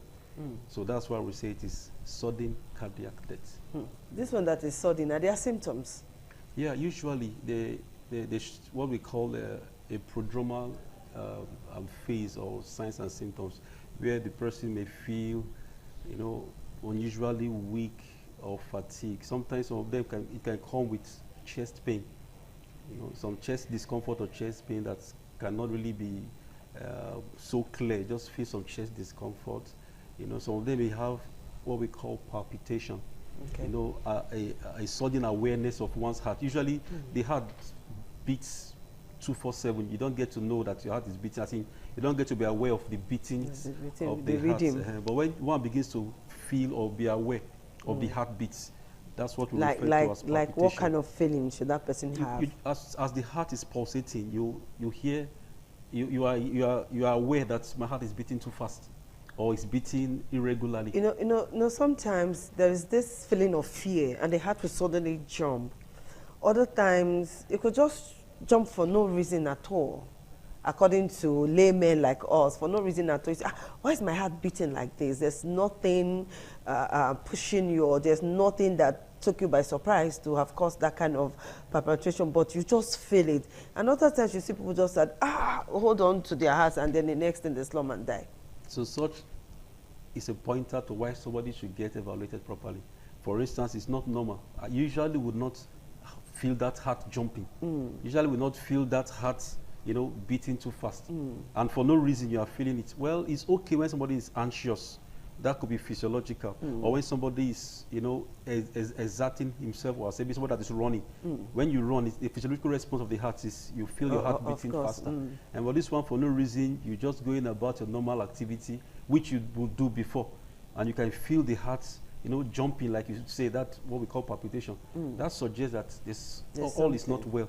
So that one should visit. But unfortunately, even at that, I've seen it happen. I say, what I need is a bottle of soft drink. Let me not promote them now. A bottle of soft drink and some water, I'll be fine. I've seen it happen to somebody, and the person just took a bottle of soft drink and said, okay, I think I'm good, without thinking of going to the hospital. The hospital is usually the last place every person will want to visit. And that on its own is, I think that on its own is a pandemic already, because people don't go to hospital until it is quarter past. So now let us look at those with underlying ailment that should be aware of this problem. Yeah, usually with people with, there are things we call risk factors. Risk factors means what are the conditions that predispose one to having a sudden cardiac death. Okay. And so we could categorize it as nutritional. You can even say genetic. When you say nutritional, things like excessive alcohol comes in here. Of course, excessive alcohol, some persons will have their hearts racing and jumping. And sometimes there are some drinks referred to as energy drinks. I don't want to mention some names now. Those drinks, please don't mention. We just know the energy drinks, sport drinks. They make you feel alert, energetic. Even sometimes you don't sleep. But if you look in, some persons could take as much as more than they should take. And they will be wondering, the way my heart is beating, it's not regular. But nowadays, people live on it, especially young men. You see them carrying it in water cans and some get in lucky. All kind of bottles. Some get but that lucky. is what they live on. Some get lucky. They know that, oh, it is each time I take this, I feel this symptom, and they stop. And you know, when you take away the trigger or the assault, it means that the injury is off, and then the person will be free. But someone may not know, just keep taking it and taking it. And before know what's happening, there's a problem. That's why I said nutrition comes in the energy drink, the excessive alcohol. Then for some reasons, you know, when you talk about malnutrition, we have what we call micronutrient malnutrition, things like magnesium particularly. For some studies, you know, it's been observed that when the magnesium intake is low, it can predispose to a nutritional factor causing sudden cardiac death. For the purpose of educating the public, can you please break down this magnesium intake? Most times when we take our food, you know, we talk of balance. That's why we talk about fruits. Sometimes we say take supplements. If one goes for a routine screening and the magnesium level is low, there are some reasons we say, okay, let's do micronutrient screening. And if it's low, they will give you some supplements, and of course, take some fruits. Most of the food we eat, all those things we put, some of them have some of these micronutrients in the amount that is sufficient for the body. But if for some reasons there's, you know, we're not having balanced diet and there's some malnutrition from micronutrients, then we'll put in supplements. In this economy, we are talking about getting our tummy filled, not balanced diet now. But most times, some of the things we need for the balanced diet are things that we could help ourselves with. As simple as having a garden, you know, once in a while putting fruits in your diet, those little things that we may just commonize. They really may not be so difficult to access. And we don't need so much from these micronutrients just to be well nourished. Then things like genetic factors.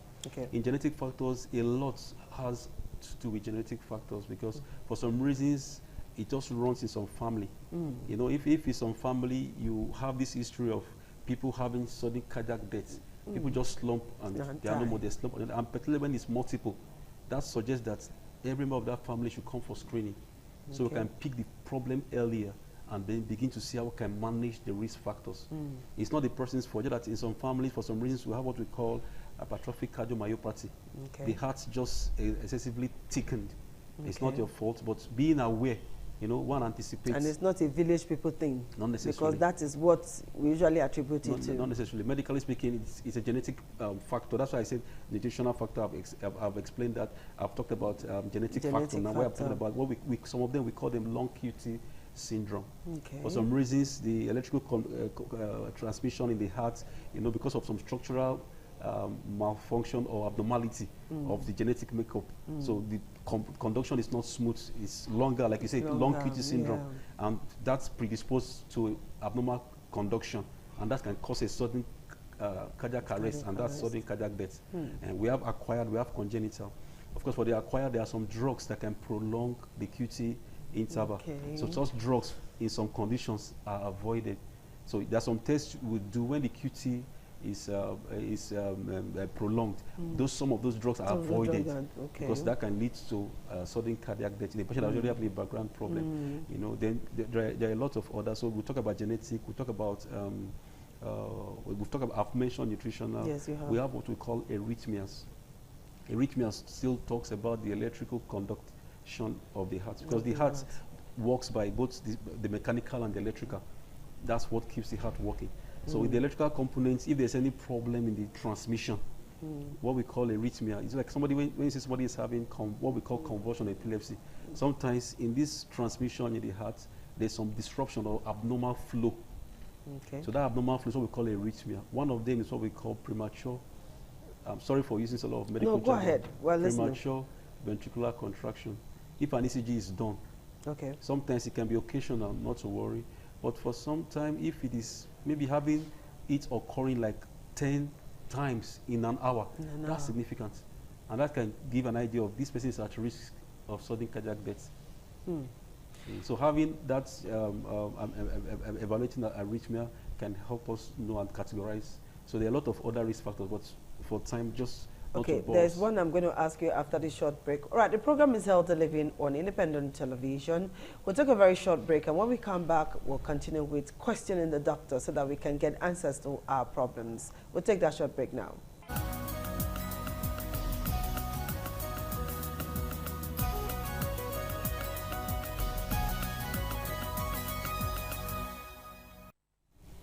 All right, thank you everyone for staying tuned. We're still on Healthy Living, and I'm talking with Dr. Onwalu. All right, doctor, what is the relationship between obesity and sudden cardiac death? Yeah, you know, the list, I didn't exhaust all the list for risk factors causing sudden cardiac death. Well, we have modifiable risk factors and non-modifiable risk factors. One of such is things like genetic factor. You don't determine your genetic components. You're giving birth to that way. Things like your age. But we can manage it. Well, identifying it helps us to manage and try and see how we can avoid things that can trigger it. But we have no control. Things like increasing age is a risk factor for sudden cardiac death. Okay. So we have no control. We age per second. But the second that goes by, I'm getting older, I'm not getting any younger. So you have no control over that. But things like weight, what is obesity? The body mass index is one of the criteria we use to define obesity, either abdominal girth or body mass index. Either way you see it, those are things we use to objectively assess obesity. So if we go by BMI, obesity means that the weight for height is more than, most times we say 25 and above to 29.9, according to WHO, we say it's overweight. Then anything 30 and above, we say it's obesity. So this poses a risk for coronary heart disease, cardiovascular disease, and of which, once there's a cardiovascular disease, that means that there's a background underlying heart problem, and that's a risk factor for sudden cardiac death. So that's the relationship between obesity and sudden cardiac death. So for obesity also, you know, one of the things that it's modifiable. We have we have the opportunity to shed off some weight. Work on it. That's why I classify it as it's classified as a modifiable risk factor, unlike the increasing age, genetic components, and the others that are not modifiable. So this one is modifiable. Okay, instances where people sleep and don't wake up again. Could it be cardiac arrest or cardiac sudden death? Good. Now, well, cardiac arrest could lead to sudden cardiac death. Don't forget, when they say cardiac arrest, it means that the heart stops. And for the period the heart stops, there may be some injury. Whether I like it or not, when there's an abrupt cut-off of the oxygen and blood supply, because even the heart itself requires blood supply and oxygen. You know, the particular area or segment supplied suffers some injury. So there's some micro scar, depending on the level of damage that has occurred there. And when that occurs, that's to say that that place will malfunction. And so that's why I say there's a link between the cardiac arrest leading to sudden cardiac death. But however, the defining factor there is that there's a background cardiac disease before you can talk about the sudden cardiac death. So when people sleep and don't wake up, is a problem now too? When people sleep and don't wake up, if there's a background heart problem, sleeping and don't wake up could mean that the sudden cardiac death occurred while asleep. And things like heart attack, if an heart attack occurs during sleep, and depending on the severity, what we call myocardial infarction, what we refer to as heart attack in the layman's word, is that there is some occlusion of the blood supply to a particular region of the heart. So the degree of the occlusion defines the severity of the ischemia. So if it is an acute myocardial infarction, that means the occlusion is at least 70%, 80%, 90%, almost completely blocked. And when that happens, it shows that that part of the heart is compromised, and there may not be recovery. Okay, does this also happen in children? Yeah, it is rare, but when it does happen in children, then most likely it is a genetic component that is contributing. All those genetic abnormalities like the long QT syndrome, the Brugada syndrome, when those ones are occurring, most times below 35 years, then otherwise, it's like I said, increasing age is one of the strong risk factors. as we grow older, the vessels are sclerosed, you know, the heart is old. And for most times, people that already have a background heart problem, for instance, heart failure. Somebody that has heart failure suggests that the person is also at risk of having a sudden cardiac death, particularly when the ejection fraction, because when we do a scan of the heart, what we call echocardiography, we are able to assess for the systolic function by the ejection fraction. If it is less than 30, that is an indicator of a high risk for sudden cardiac death. You know, all of this will be difficult for layman to understand, except you go to the hospital, and it's not something you can diagnose yourself. No, you have to be evaluated. That's why, for instance, somebody maybe somebody close to you now may be walking or being around you at work, but you observe that this person is always easily getting tired. But the person is managing. Such person shouldn't manage. You should just visit and say, I observed that recently I'm not as strong as I used to be. I easily get fatigued. Maybe the person is overweight. That's another reason to say, oh, I'm overweight, I'm easily getting fatigued. Let me just walk in for a check. This is not how I used to feel. And you may be surprised, you go in for that check and they say, oh, the ejection fraction of the heart is low. And of course, there are some drugs we can give to improve the function of the heart, shed off some weight. There's some injection we can give to shed off some weight. There's some things we can do to improve the overall function. And then that risk factor is controlled. And that delays the, you know, the consequences that would have happened if the person had not come for that checkup. So the message here is, when we don't feel well enough, when we feel unwell, when the body gives signals, because most of the time the body will give signals, and we recognize those signals, we are advised to walk into the general practice and have a general check. You know, being on this program is like doing advocacy too. But unfortunately, you are Nigerian, I'm Nigerian. You work in a hospital. You know that most cases come from the emergency units. Until somebody is almost gone, we find it difficult to go to hospital.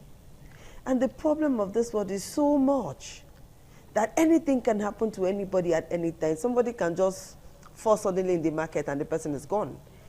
And people don't come to help. The next, everybody's bringing our phone to come and let's see what's happening. You're videoing the person instead of calling for help. And then ambulance services is another thing. The 911, the emergency number thing is another crazy thing in this part of the world.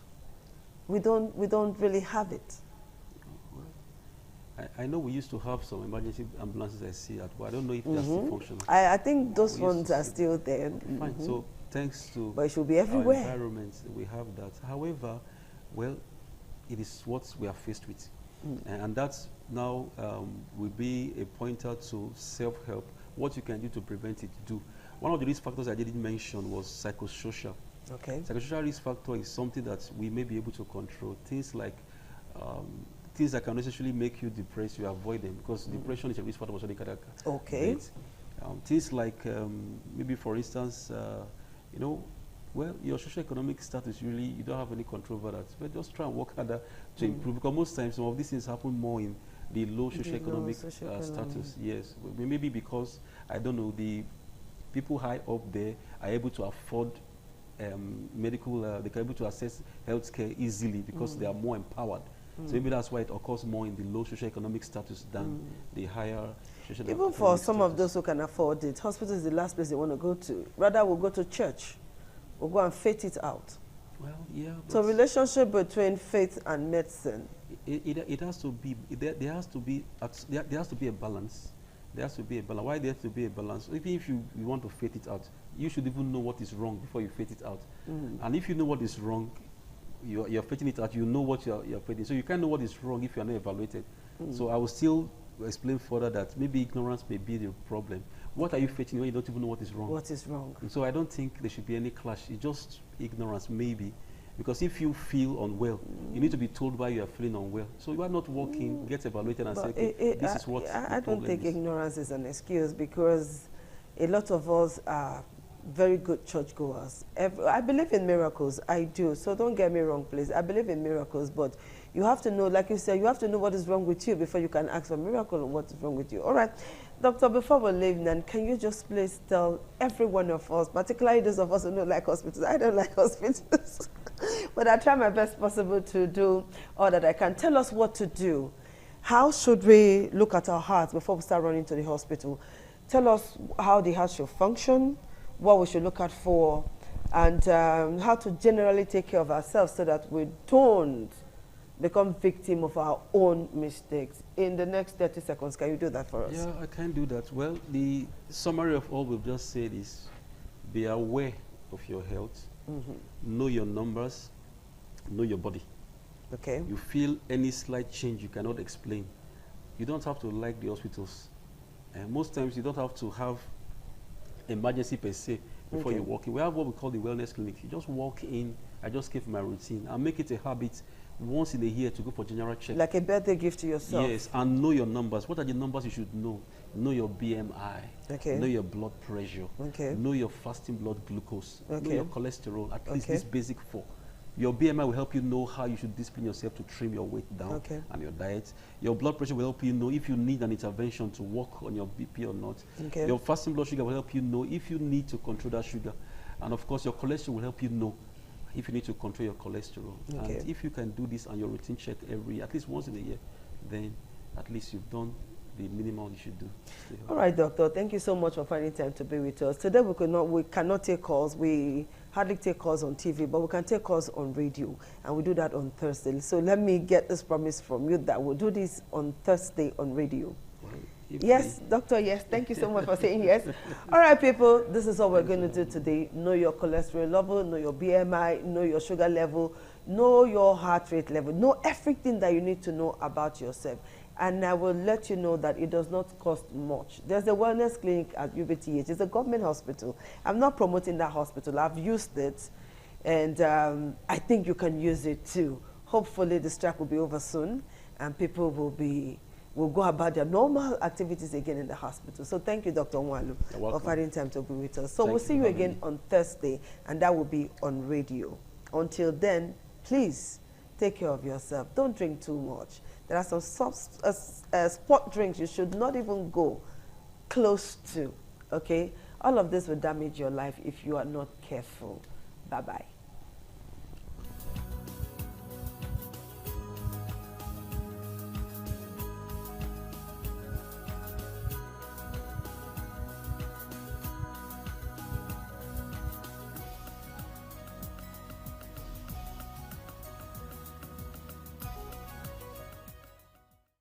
Certainly the best.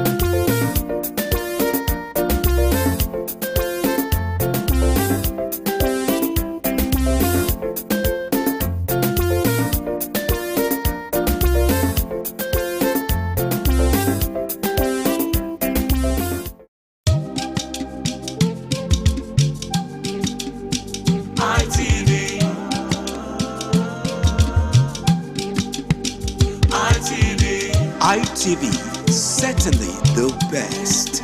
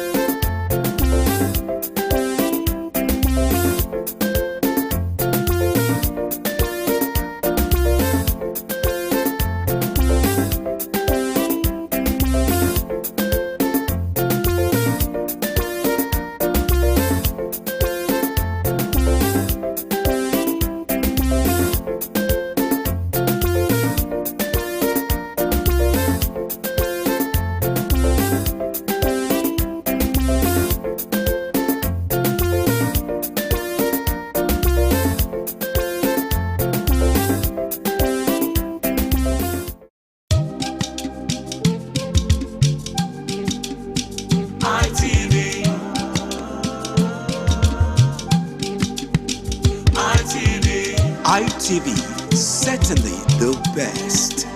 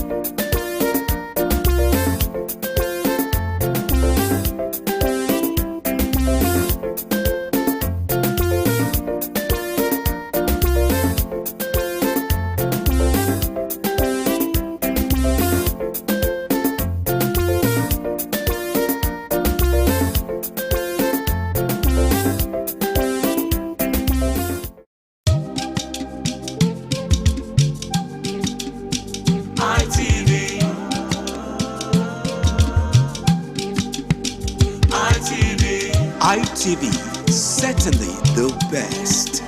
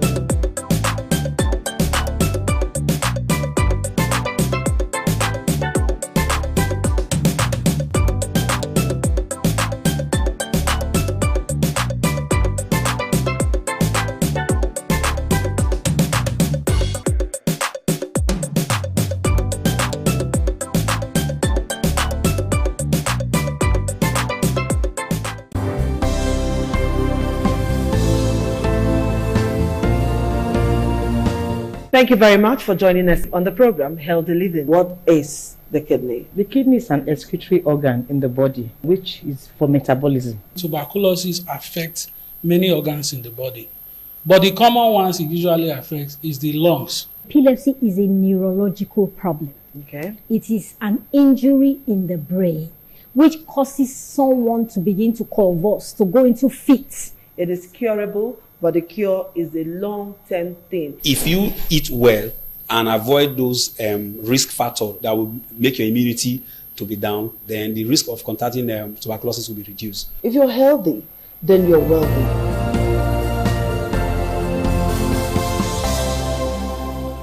Certainly the best.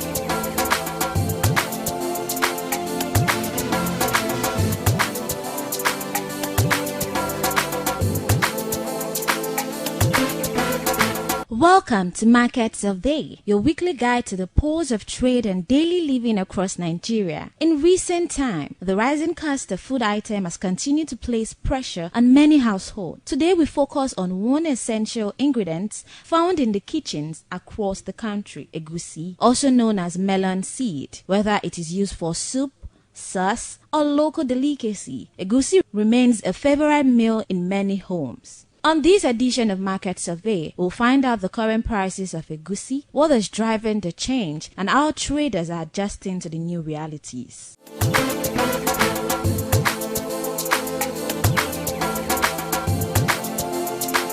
How the price of egusi now?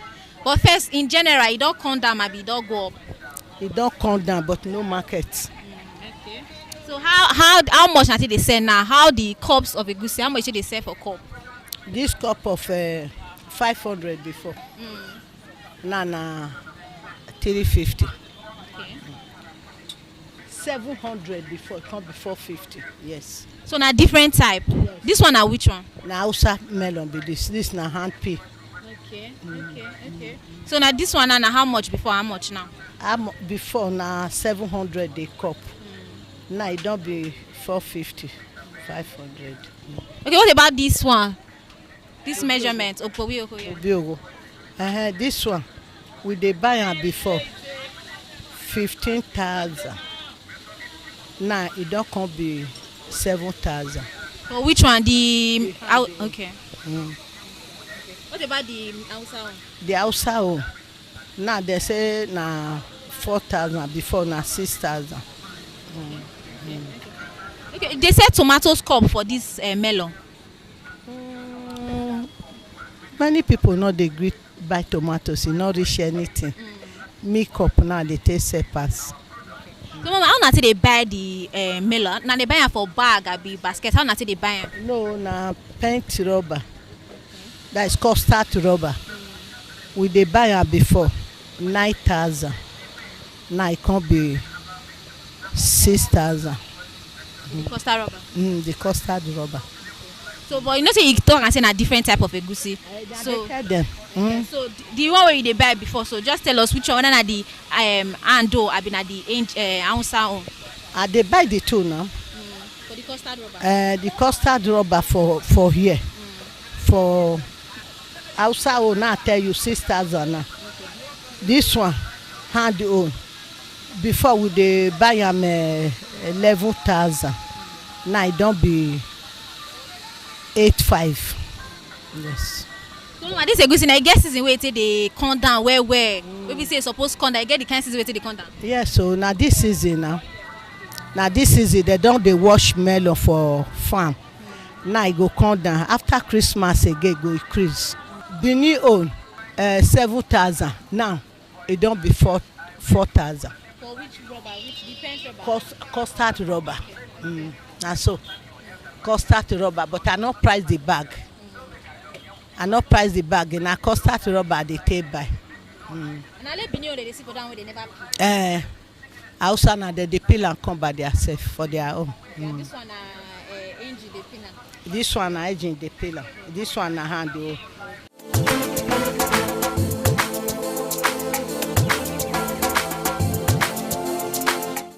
Egusi be now for market. Egusi see the way e dey, we never see change. How much na take dey? How na take dey carry am? Na bag, na pent? How na take dey carry am for market? Na it depend on the thing.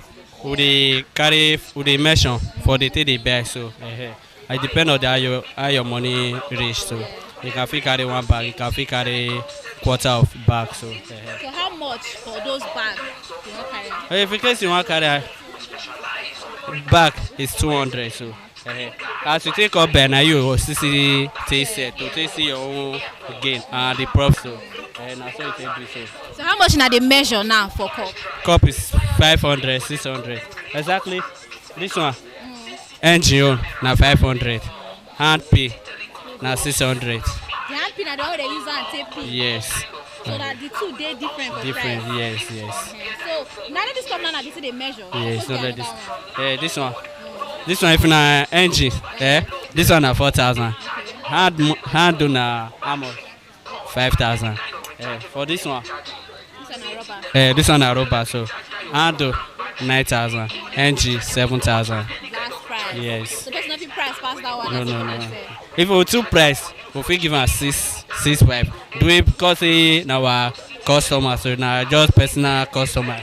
We give am 6.5 lowest price. So this cup might be the smallest cup on the side. Yes, might be.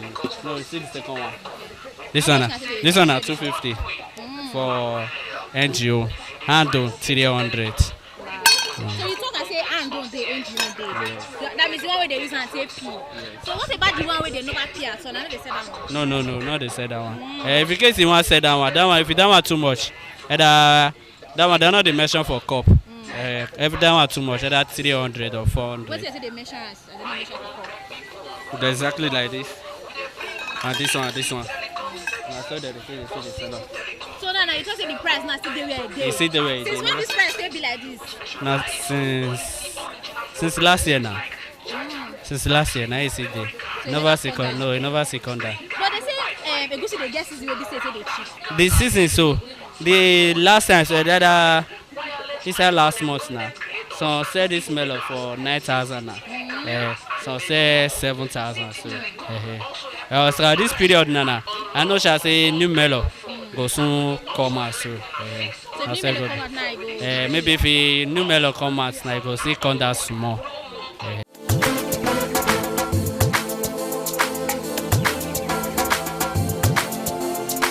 How the business of egusi for market? If you buy bag now, before was 180, 200, but now it's now 240, 245, depends, 250. Yes. Now. So what about if you they measure for paint? How na they buy them for market? Well, like now they sell paint 5,000. I don't know how much others say they sell their own. It can be 5,500, it can be 4,500, it can be 5,000. Okay. So apart from paint, other ones where they measure, how you take the measure? Like Ukobio one now. PCD Ukobio whole 2,500, some sell it 3,000, some sell it 2,800. Depends on the person. And I still understand say it depends on the type of egusi. One are ant, one is aging. The handle you can get it 3,500, but this aging now is 2,500. So sell it 2,800. Depends of the person. Okay. So now only that two type of egusi na dey. Yes. Okay. So apart from this one, how much did they measure for this rubber? Like this one now is 5,000. So sell it 5,500. 5,000. Which one, the hand or the aging? Okay. The hand you can get it 7,500, 7,000. Depends of the person. Yes. So what about cup? How do they measure for cup? This cup is 400. This one is 400. The hand though is 600. Why the aging is 400? Why the hand though there past the? Because it's human being that used to break it. Human being will take time and break it. And the aging, maybe a back can be breaking in a minute. Well, okay. As now you might be now they break down with hand. Which one if you say they better part? The one where they break with hand or the one that they break with engine? The one they break with aging. It dey like the hand though, it dey thick than the aging. if you cook the hand though, with sick, we have seeds inside. The NGO will be so light. It's not, there's no difference in it. That's yeah. Well, na the same melon, just be say one. Yes, exactly. Yes.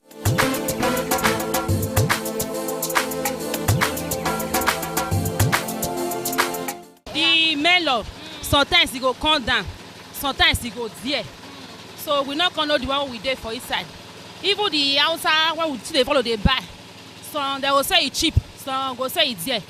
If you go New Benin, if you reach there, you see cheap one buy, but for here, e no dey like come down. So how much na person dey buy am before and na dey buy am now? Before we dey buy am 7,000. For which one? For rubber. Rubber of which one? Because I rubber of rice. Okay. Rubber of rice 7,000 before. But now we come dey buy am 6,000 for here for Selu market here. But if you go New Benin, you buy am 5,500. But if you reach here, they will say it never drop. Now 6,000 we dey buy am for here. But if you go New Benin, you buy am 5,500. So now, you say they say na two type of melon dey. Now they say the Ando and the NGO. Now the NGO na be 6,500. Okay. While the Ando you see am buy 8,000 or 7,000. Okay. So how much you got dey measure am for cup? We dey sell 450. We dey sell 400. Okay. Which one be 450? The one of engine we fit sell 400. We fit sell 450. Yeah. While Ando 600, 500. So what if you say be the difference between this NGO and the Ando? Na the Ando na dey sweet pass and na see white pass. Okay. So this NGO some dey carry sand. If you wan cook am, you fit blow am, you select am. Na be the difference when e dey inside. Okay. So apart from this cup, which other cup dey measure egusi? Na kobi owo. That is half of per rice rubber. Yeah, how much? That one na 3,000 for the half of rubber. For which one, the hand or the engine? For the engine. Why for the hand na 4,000.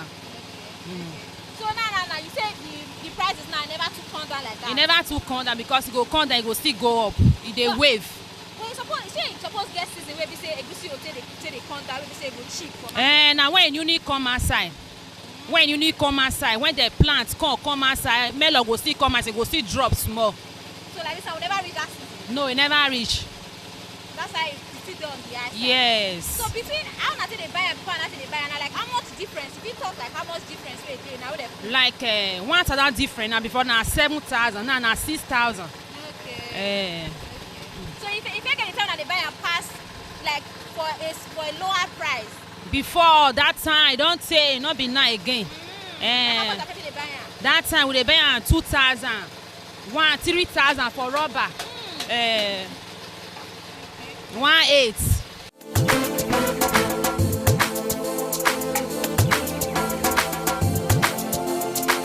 Now they go up. Jonathan regime, we were selling it 50 naira. Hand melon was 80 naira. Engine melon was 50 naira. But now we are buying a cup of hand melon 700 naira. Engine melon 500 naira in the market. So you people should go and talk about it. It's not only melon, even pepper. So they carry am for bag. Look at the bag over there. Now, do you see it? Yes. That bag of melon now, I'm buying it 360,000 naira. In a bag. Jonathan regime, I was buying it 32,000 naira at bag. That was there. So when we are in Buhari regime, and I start buying it 120,000 naira in a bag, we now started complaining. But now we're in Jagaba regime. We are buying it 360,000. Do you see the bag? That is the bag over there. I'm buying it in the market now 360,000 naira. Well, they say that the period of melon now they say supposed come down. That is the thing. Now we are saying come down. We buy it 400 and something thousand.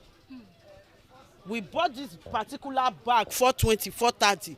But now we are in the period of melon. Now we are buying it 360. Look at the bag over there. Look at it. This is the melon bag. I'm buying it 360 in the market right now. If I transport it. You see it? In Jonathan regime, I was buying it at 32,000 naira. Jagaban regime, I bought it. Highest price is 120. Now I'm buying it 360 in the market. Yes, look at it now. Look at the evidence. I'm showing you the bag now. 360,000 naira I bought it.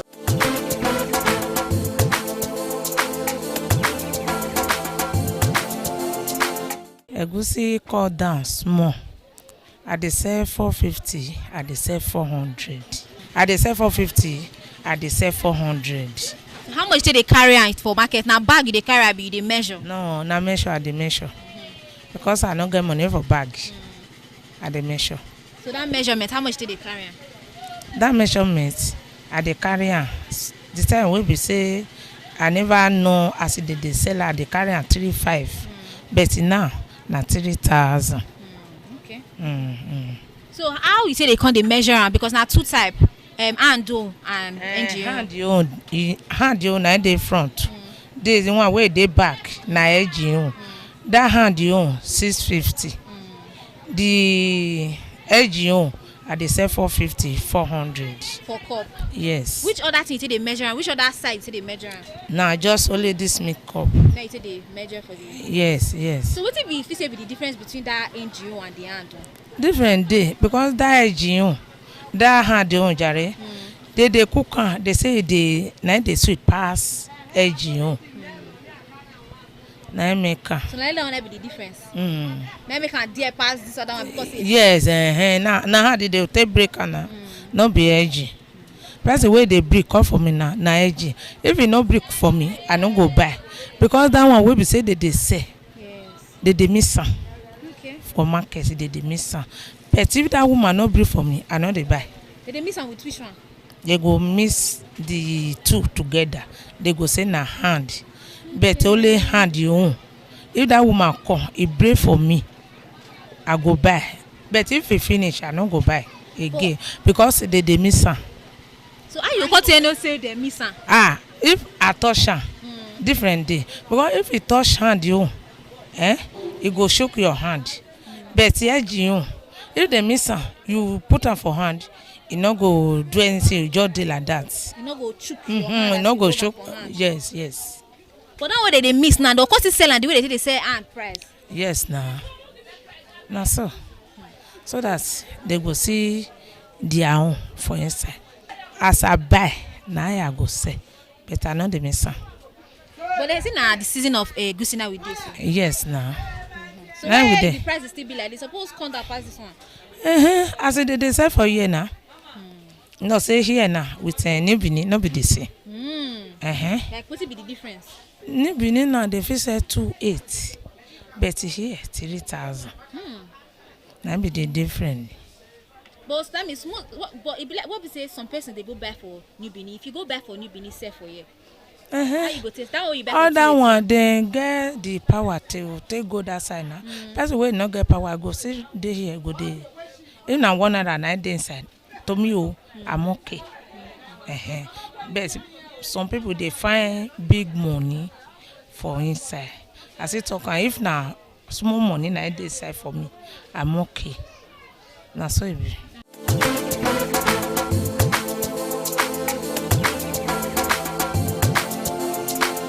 As we've seen, egusi remains a staple in many Nigerian households, but its rising costs continue to shape the choices of both traders and consumers. From supply challenges to increased transport expenses, several factors are influencing today's prices. Yet, despite these difficulties, families continue to adapt and traders work hard to keep their business going. The hope is that prices become more stable in the weeks ahead, easing the pressure on every home.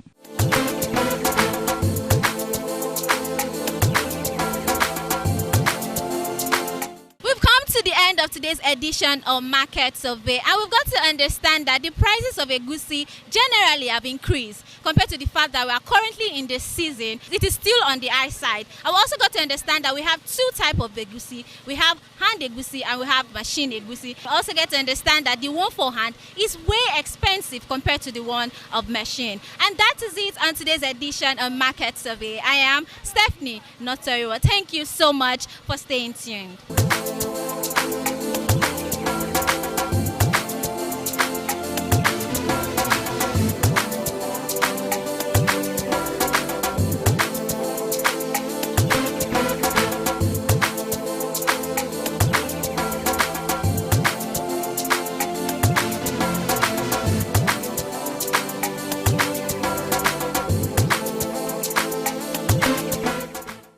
Certainly the best.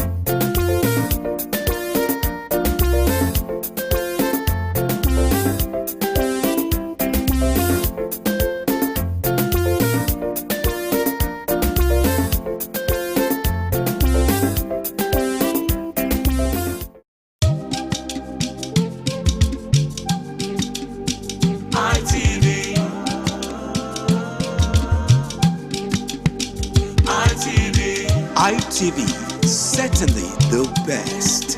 Certainly the best.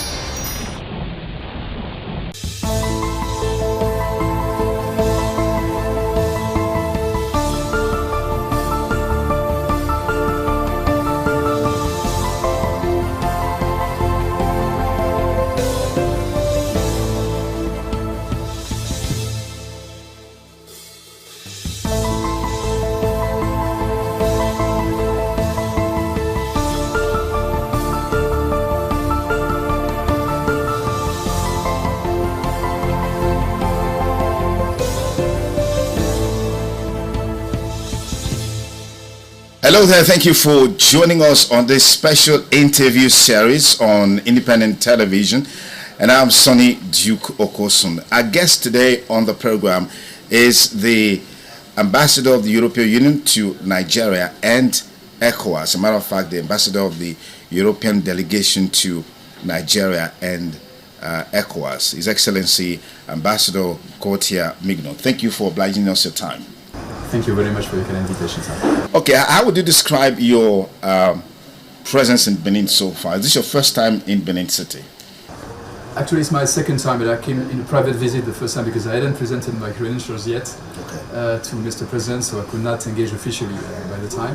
So this time it's the first official visit. And I came really with an intention to see how, to review the cooperation we are having with Edo State and to try to see how we can scale it up. But I took the opportunity to visit yesterday to participate to a private preview of the Museum of West African Arts here in Edo State, which is a project I already saw last year when I came first to Benin City. Also, so how would you describe the level of partnership between the European Union and, of course, Nigeria, and particularly Edo State? Well, with Nigeria, the European Union, together with its member states and its development banks, what we call Team Europe, I think is the first partner, is Nigeria's first partner in many areas, in trade and investment in particular, and also in cooperation in many areas. And we have 730 million euros in grants for bilateral cooperation with Nigeria between 2041 and 2027, plus also sizable amounts of loans, subsidized loans. And with Edo State, we've had good cooperation in several areas. I'm thinking in particular of support to migration governance and support to stranded migrants returning to Nigeria, and many of them are from Edo State. And in the last few years, we supported more than 23,000 people to come back and reintegrate into their communities nationally, and many of them in Edo State, just to name an example. So voilà, we think we can do more in other areas. We're also working in digital economy, in renewable energy, and also in projects for communities. But I always come with states so important like Edo State with an idea of how to try to improve and strengthen what we are doing already. All right. What is the policy thrust of the European Union in terms of opportunities for young people as it relates to education? Well, for us, education is key, and young people are a cross-cutting priority in a country like Nigeria. So in all our projects, we integrate a dimension for young people and also for women. And in particular, as far as young people are concerned, we are funding a big national project called Nigeria Jubilee Fellowship Program. It's about helping young graduates to integrate into labor markets by funding a 12-month scholarship for having internships in medium and small size enterprises or public service to get a first professional experience, and this is something that we are now scaling up with the federal government. And we are also offering possibilities of studies in Europe, particularly through the Erasmus program. We have more than 100 Nigerians going every year to Europe to study a master in the framework of the Erasmus program. All right. What is the policy thrust of the European Union in terms of opportunities for young people as it relates to education? Well, for us, education is key, and young people are a cross-cutting priority in a country like Nigeria. So in all our projects, we integrate a dimension for young people and also for women. And in particular, as far as young people are concerned, we are funding a big national project called Nigeria Jubilee Fellowship Program. It's about helping young graduates to integrate into labor markets by funding a 12-month scholarship for having internships in medium and small size enterprises or public service to get a first professional experience, and this is something that we are now scaling up with the federal government. And we are also offering possibilities of studies in Europe, in particular through the Erasmus program. We have more than 100 Nigerians going every year to Europe to study a master in the framework of the Erasmus program in particular. Fantastic. If you just join us, we have with us the ambassador of the European Commission delegation to Nigeria and Africa, who is in Edo State currently on a private visit, engaging him on a wide range of issues, looking at the partnership between the playing up in the country right now. I think it's important not to exaggerate or oversimplify situations which are very complex in Nigeria in terms of violence and insecurity. Of course, it's a big concern for everybody, including for us. We are very much committed with freedom of religion and belief in particular, and of course any attack against communities or individuals because of their religion must be condemned, unacceptable. But at the same time, we stand in solidarity with Nigeria, with the victims of the attacks, of course, and with the overwhelming majority of Nigerians who are willing to coexist peacefully beyond ethnic or religious differences. And so we stand in solidarity with Nigeria to fight the many drivers of violence and insecurity. And religion is only one of them. And we've been supporting Nigeria for many years through many projects of peace building, of de-radicalization, demobilization of former members. Arts, particularly against the background of some of the things that happened there, you know, during the inauguration of the center. You were there. I was there. It was not an inauguration of the museum, actually. Okay. It was just a private preview, because the organizer, I think, very wisely decided, as there were some criticisms, to postpone the formal inauguration of the museum. They announced this already a few days ago. And so yesterday was just a private preview for partners, friends, diplomats like myself and other European ambassadors. The EU has no direct involvement in this project. We are not funding this project. We might do it in the future because we want to partner more with museums and cultural institutions in West Africa and Nigeria, but we have no direct involvement so far. So I came here really to see the advancement of this very wonderful project I discovered last year when I came first, which is a great opportunity for West Africa. It's a West African museum. It's not about only Benin or Edo State or Nigeria even. It's West African. And I must say that the experience that we had yesterday was quite unpleasant and deplorable, because this private event on a private property was disrupted by so-called protesters who came in, allowed by the police, because there was security all around, but they left them in. And they disrupted the whole event. So it's exactly how you scale off. You scale off investors and development partners coming in good faith, to partner with your community. And Germany, for instance, has invested 8.5 million euros in this project. If now they see that this project cannot operate normally, the conclusions will be quite clear, not only for Germany but for all European stakeholders. Fantastic. Let's look at a general issue that relates to the involvement of the Western world in Africa in terms of development, in terms of partnership, in terms of insecurity. Talking about partnership, we're seeing the European Union, for example, always disposed to giving loans to African countries, Nigeria inclusive. The perspective of these loans being a trap for developing countries, underdeveloped countries. What are your thoughts? What's the Commission perspectives on this? Well, this is a trap where we felt collectively, the lenders and our African partners 30 years ago, and we had at the time to pardon part of this debt, to do a whole work to get out of this situation. So now, through, in particular, our new cooperation strategy, which is called the Global Gateway Strategy, we are very attentive not to fall again into this trap. So we limit the level of indebtedness of partner countries. We give subsidized loans. We don't want to fall again into this trap. And what we are seeing with concern is that African countries, some of them, are falling again into this situation with other lenders, not the European Union, because we've learned from our first experience. So this is why now we work very much with financial instruments, blending loans with grants, for instance, subsidized loans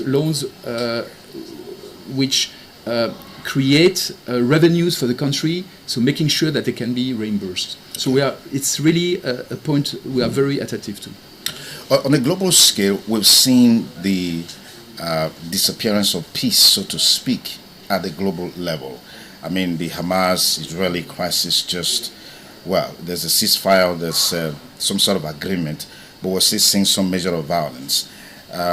We saw recently the RSF activities in Sudan, particularly in Al-Fasher.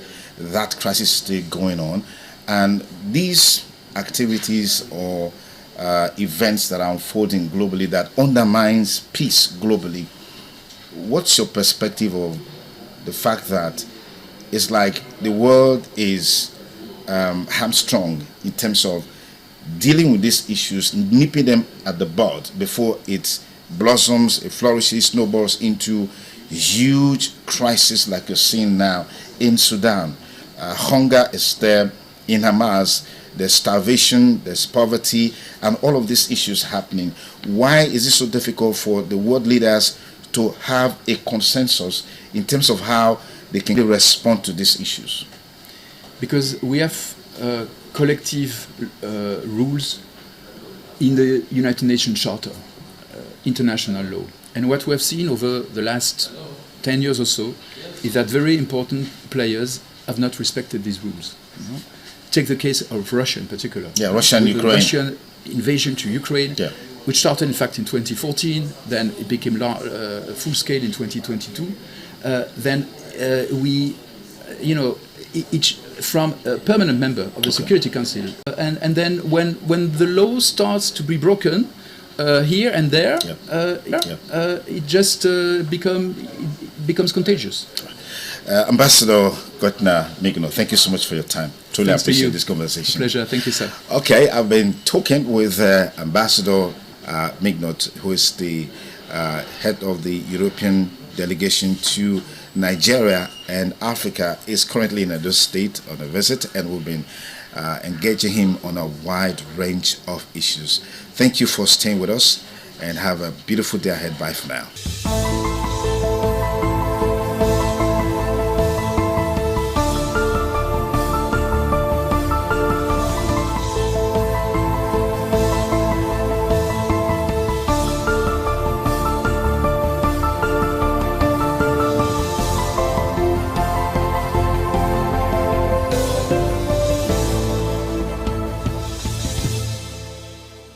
Certainly the best.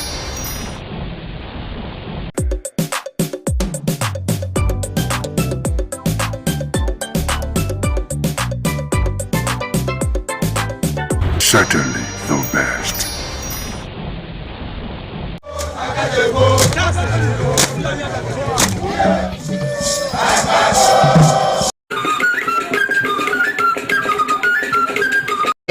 On Heritage Dunganaware.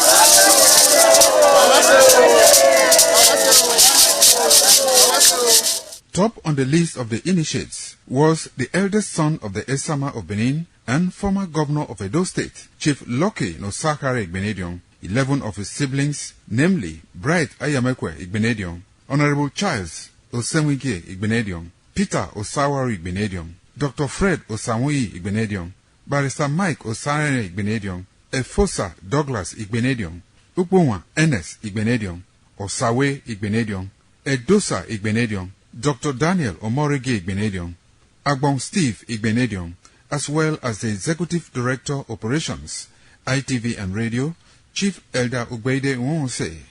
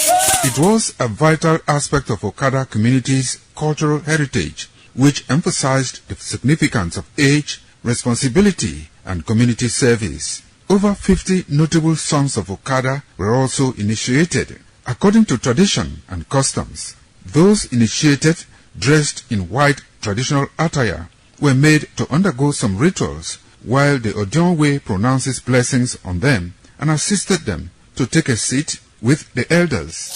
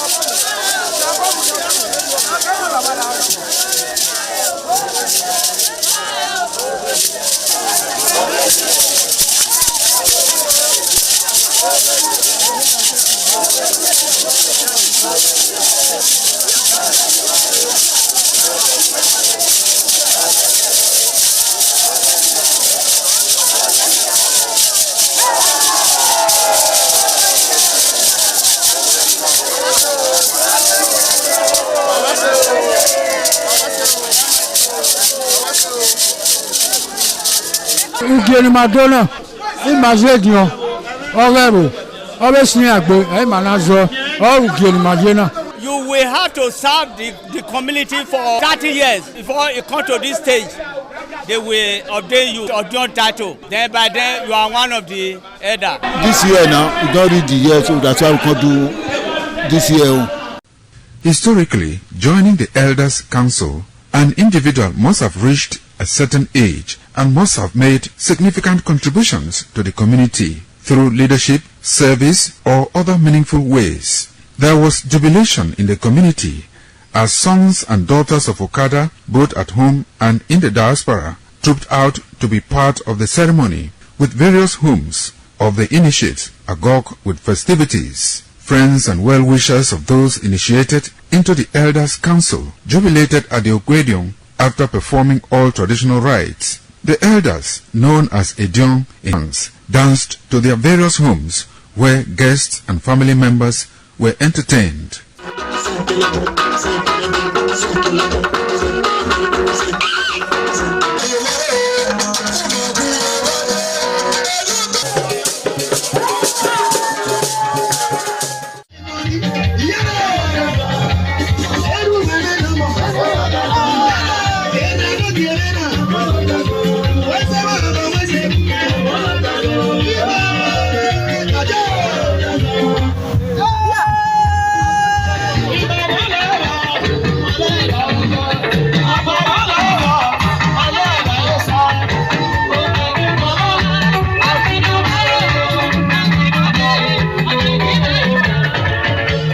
In the evening of the initiation day, all the newly initiated Edion danced to the residents of the Odion Way and also visited some homes of the various senior elders, where Chief Elder Ogbedio Onwonse was very conspicuous, especially at the country home of Sir Chief Dr. Gabriel Osaro Igbenedion with his family on the night of the initiation.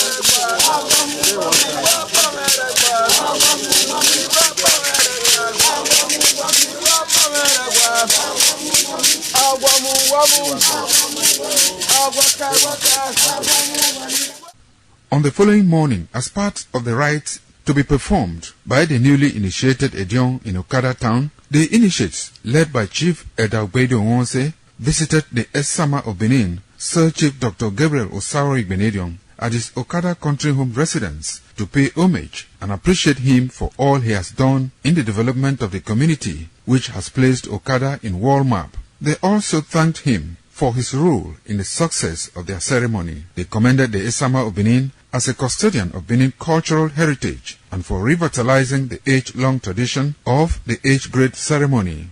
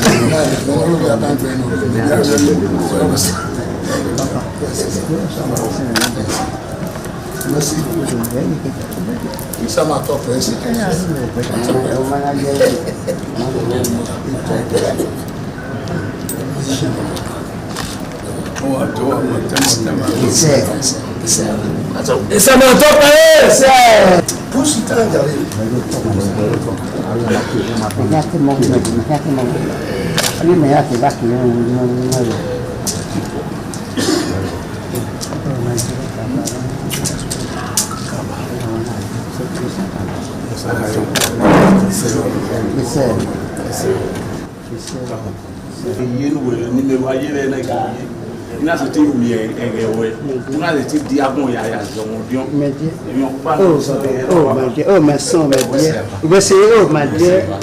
Oh, we're not here. Is that where you not over? Yes. You not do so much. Yes, where's it happening? Where's it happening? Oh, it's not here. Where's it? What's my dear? It's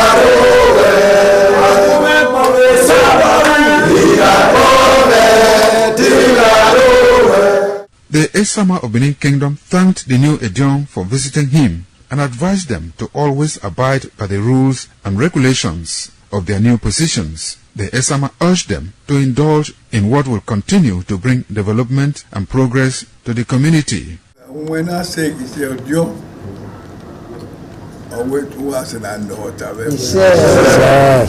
Papa. Kaliba wangina kupono na wise. Ukwedio. Ah baba. Eko mwana sewa. Ndiyo. Ewa ya lo ndete dirwe asewa mabo. Awe buwe dine. Ejo wuki. Ejo na wele. Ejo na pulu. Ejo na mluya kwa ewa. Bawe kwa ba. Ojo we. Kaja de nena ya de wuyi. Bawe kwa de wuna no mase lo kai.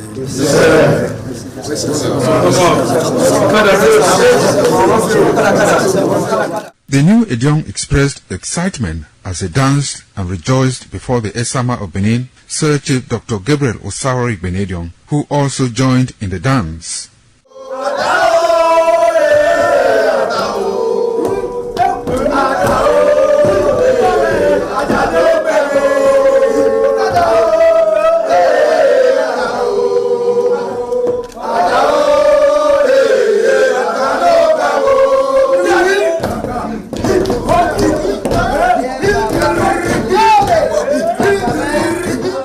As visiting and paying of homage to various homes of senior elders continued, the initiates spent 7 days performing diverse kinds of rites as required by tradition. They were furnished with rules and regulations regarding their new office as Edion.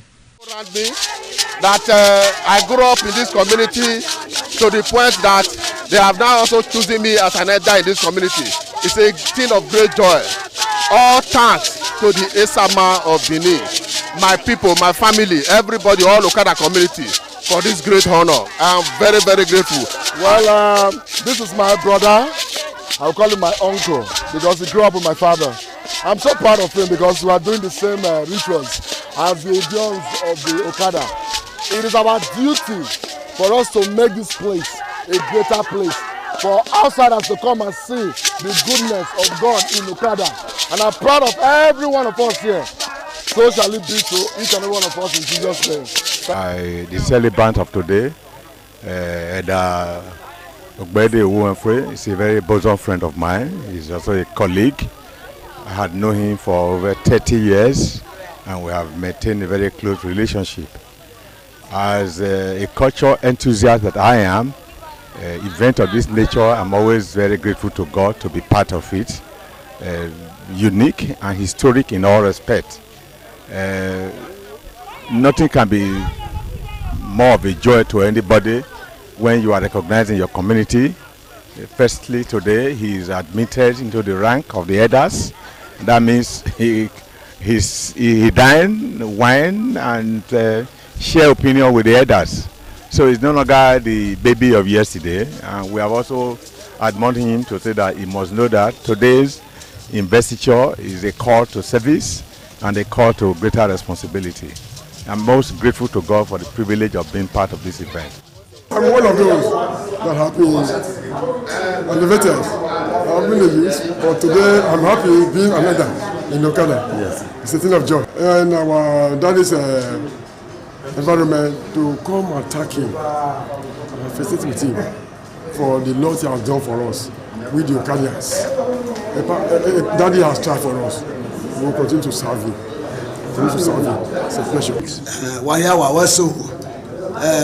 Audion ma no kada zima esama zima dio bona zima dio obala zima dio mara we ma ri o sama dio na ni ma do pon mi sama ni ma do gbe ken ni sama e ma dio wa re na esama ma gbe ken ne o sa bo obuyo bi to na ba no get to ni maga no dia mi maga ma ni do gbe ken ne de na e ma ya fe e ma to o e ma agbo o oro pa ewu dori e ma di awo re ne o be ti agbo ya no we mi maga me ni just question on me afa in this summer in our father's house in respect of our initiation to elders Edion level as tradition demands we are here today to come and also pay our homage to him, to also for him to also pray for us for long life and prosperity. The climax after 7 days was paying of homage again to the Edion way, where he gave the initiate the full rights to function and to henceforth participate in meetings with Edion. It will go down in the history and minds of Okada community, Ovia people, Edo State, and Nigeria in general. The ambience, style, and the colorful ceremony associated with the 2025 initiation into the Edion Council of former Governor of Edo State, Chief Lucky Nosakari Igbenedion, his brothers Bright Ayamekwe Igbenedion, Honorable Charles Osenwige Igbenedion, Peter Osawari Igbenedion, Dr. Fred Osawuni Igbenedion, Barrister Mike Osarene Igbenedion, Executive Director Operations, ITV and Radio, Chief Elder Ogbede Onwonse, Honorable Efosa Douglas Igbenedion, Ukponwa Igbenedion, Osawe Igbenedion, Edosa Igbenedion, Dr. Daniel Omorige Igbenedion, as well as Agbong Steve Igbenedion, among other sons of Okada.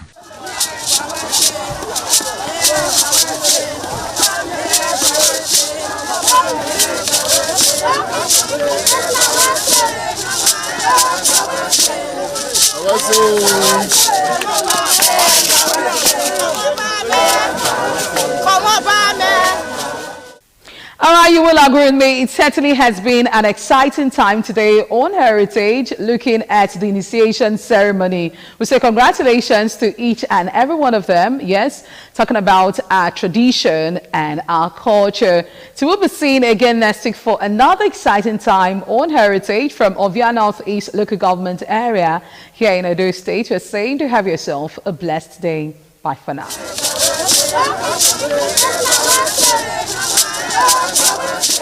Certainly the best.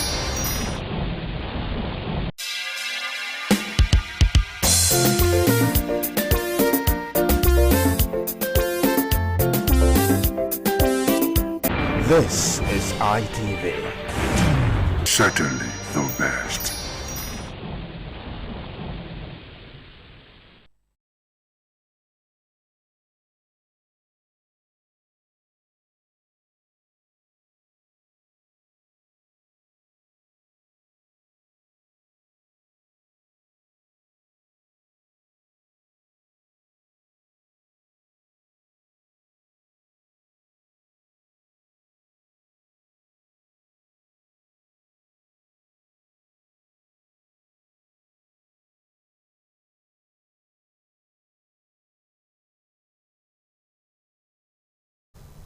Well, it is indeed a delight to have you join me on yet another lovely episode of your #1 show on television, and that's none other than Flipside on Independence Television, reaching you live from the city of Benin. Yes, that city where the king is truly king. Now, I know there are some persons that are just joining us for the first time. Flipside is a unique show that tends to put a balance to issues by taking a look at them from different perspectives. You know, they say that it gets boring sometimes when you look at issues just from one perspective. Variety is the spice of life. So the essence of Flipside is to take up a topical issue and examine it inside out. That way we'll be able to strike a balance between different schools of thought, between different views and different opinions. My name is Harry Aigboje, and it's my pleasure to have you join me on this episode of the show. Today we are taking a look at a timely discussion, something that has to do with what the nation is facing at the moment, especially the church. Okay, the church is a body that addresses certain issues that are very sensitive. So there are certain things that we try not to dabble into because of the nature of the church. Okay, for instance, some persons are of the opinion that the church has no business in politics. So the question we're asking today is that true? The relationship between the church and politics. That's what we are taking a look at today. And of course, I've got three amazing gentlemen in the house with me to do justice to this topic. Now, to my far left is a clergy. As a matter of fact, the three of them are clergy. Okay, I have Oladele Ogundele, who is an educationist and also a public affairs analyst. Yes, I also understand that he is the State Secretary of AFED. It's good to have you in the house, sir. Thank you. Good afternoon, viewers. It's a pleasure to be here. Yes, it is a pleasure to have you in the house. And of course, seated next to Mr. Oladele is a clergy as well. He is Nazarite Chukwemeka. He is a clergy, a public affairs analyst. It's good to have you in the house, sir. Thank you, Harry. Good to be here again. It's good to have you. And there's a new face in the house. He's in all white. He goes by the name of Pastor, right? Evangelist Edugie Ewoma. He's also a clergy. Thank you very much. Welcome on board. Good afternoon, Dean. Thank you very much. Good afternoon, sir. All right, so let's set the ball rolling. A very interesting topic we have before us, ladies and gentlemen. We're discussing the relationship between the church and politics. First off, should the church actively participate in politics or maintain strict neutrality? I don't know who would like to take the first shot. Now, maybe I should start with you, Mr. Oladele. Do you think the church should, should actively participate in politics or maintain strict neutrality? Okay, thank you. Once again, let me appreciate you for bringing profound discussions like this. Thank you, sir. Very interesting topic. The question is, what is politics and what is the church? Politics has to do with governance. Politics has to do with government. And the church is a group of persons that have identified with a particular faith. And if that is the case, these people stay in a community, an environment, under government, under governance. So as such, the church should not stay neutral, but should not be partisan, should not practice partisan politics. The church should concentrate on the moral building of the society. The church should concentrate on the encouraging good social values, virtues, building people, and involving in anything that has to be civic and also be law-abiding. Okay. So that's it. But when it comes to belonging to a party or getting involved in politics in detail, the church shouldn't.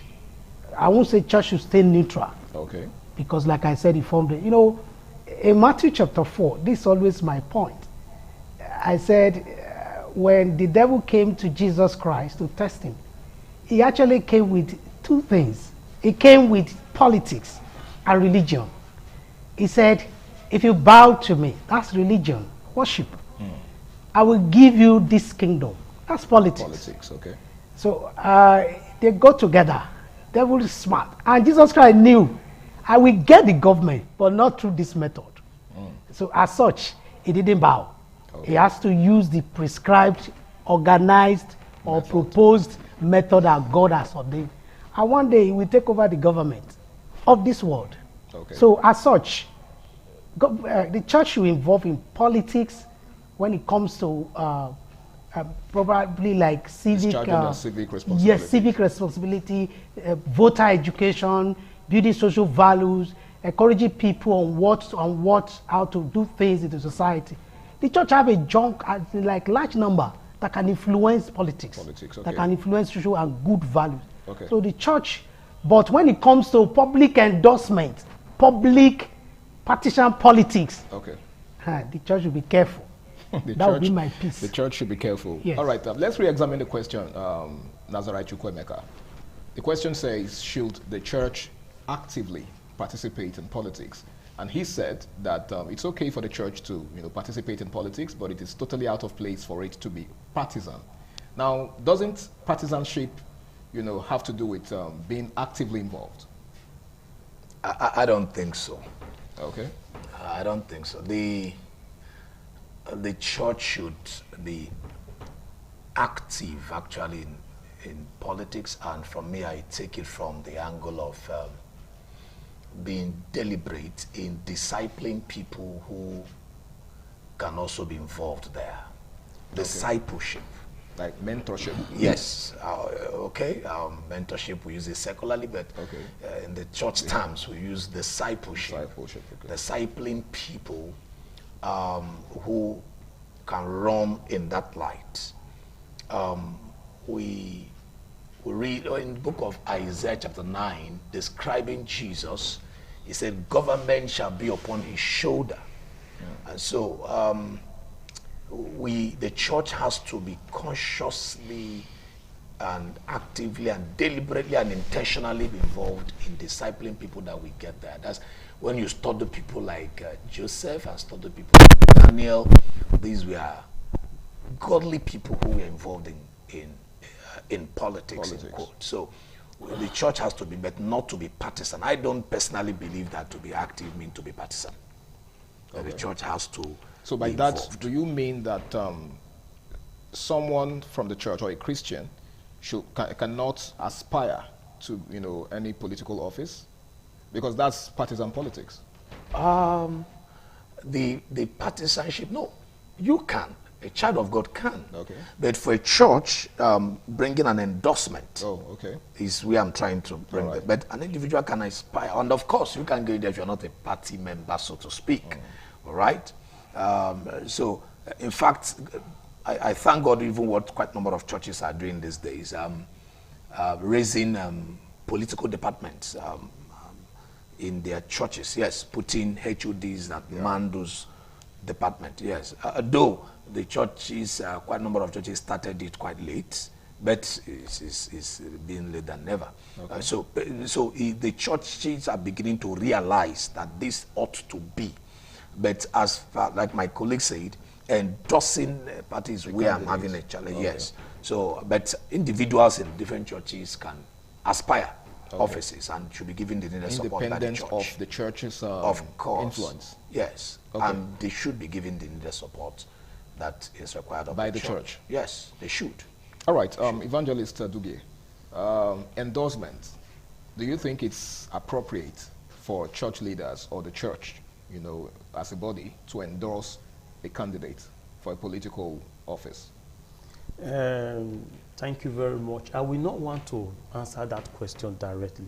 Okay. Because I want us to look at this much in its little fragments, because that's an holistic conversation. Okay. Because if you look at what Apostle Paul said, he said that the church is a whole body with many members. And so when you are talking about endorsement or being involved in partisan politics, I want to say, let's separate the different members. Because these different members have different roles that they ought to be playing at different times. Okay. And so, if the spiritual head of the church, I would say, in my opinion, is the head of the church, shouldn't be involved in partisan politics. He is supposed to bring what we call speaking truth to power for the church. Or is it possible to, be involved actively or to be partisan and still be able to speak truth to That's power? what I'm saying. The spiritual head shouldn't be involved in partisan politics. Okay. So who should be involved? Any other member. The deacons, the brothers, any other person that is not involved as a shepherd of a congregation, so to speak. Because the congregation in this sense is the lowest unit of the body of Christ. Okay. So if you are a head of a congregation, in my opinion, you shouldn't be involved in partisan politics. Okay. But if you are not, and you are just any other role you are playing, even to the extent of the assistant pastor or shepherd of the ministry, because I don't want to be specific in the office as it were. Okay. Such persons can be involved in partisan politics. Why? Because Mike Moron said something. He said, you cannot elect a demon to power. Demon in this sense, election in this sense, whether you voted or you stayed away from voting, you've permitted the demon to go into power and then begin to pray, Lord, change him. Demons don't change. And so, like... when you say demons now, you're talking about people with questionable character? Precisely. They will not... That sounds like you're speaking in, riddles. Okay. Because, demons are, especially within the church circle, right? Demons are known to be spirits. So the demons in this context are probably, figurative, I guess. Yes. Okay. Demon in the sense that their heart are already sold out to do what is not right. Okay, all right. And so you cannot begin to say, Lord, change them. Because indirectly or directly, you endorse their coming to power by not providing an option for the people. And so, like I was saying, like the speaker before I spoke said, people should be discipled, not from outside the church, but within the church, who are not meant to shepherd over a congregation. To go into this politics, because politics is one of the 7 mountains of influence that the church must take over. Hopefully you throw more light on that. It's one of the 7 mountains of influence. Hopefully we'll get to know about the other 6 mountains of influence. Well, in case you just joined us, it is Flipside on Independent Television, and we're taking a look at the relationship between the church and politics. We'll be going on this break now, and when we return, it will be time to move to take it a notch higher. Please stay tuned.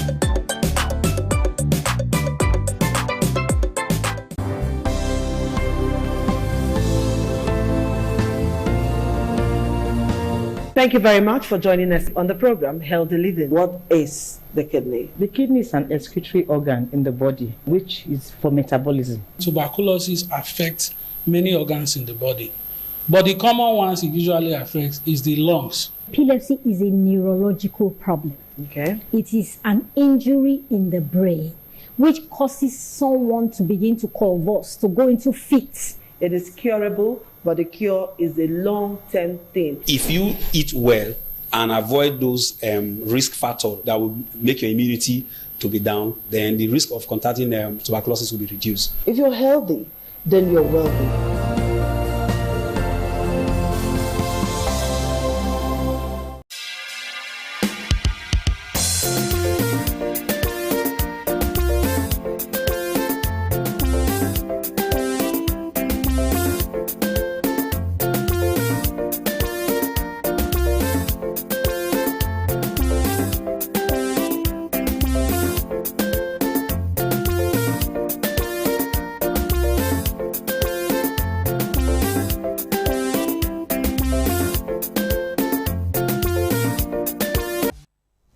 Yes, it's good to have you back, ladies and gentlemen. It's still Flipside on Independent Television, and we're taking a look at the relationship between the church and politics. Now, Mr. Dele, I would like to ask this question.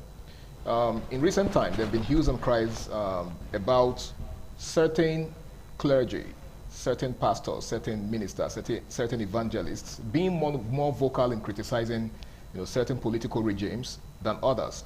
A certain pastor led a protest during President Jonathan's regime, right, against the rising spate of insecurity at the time.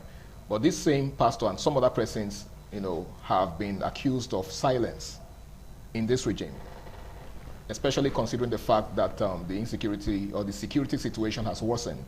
Okay, some persons have argued that, well, the man is aging, and if he can't do it anymore, other persons should rise up to the occasion and take the baton from him. Do you share such sentiments? Okay. Well, first, I want to quickly say something. When we say church, the church is a body, vetted by a person of Jesus Christ, bought by himself with his blood. Now, because I just want to throw a point somewhere.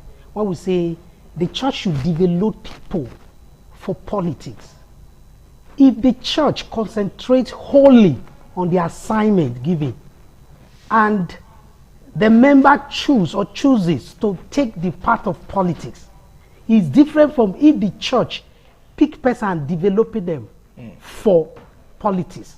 Okay. If you do, you may lose focus of the wholeness of what you're supposed to concentrate on. In the congregation, they can decide to, and when they seek your opinion as a spiritual head, you give your counsel. Okay. Yes, from the moral that is of the teaching of Christ, the virtues of Christ. If somebody imbibe the virtues of Christ, the truth is, Jesus Christ as a person is somebody, if you learn, he was civic. When it was time for him to pay tax, he paid tax. So a man will just definitely be good for such office. Okay. Having said that, you see, it was a misplaced priority.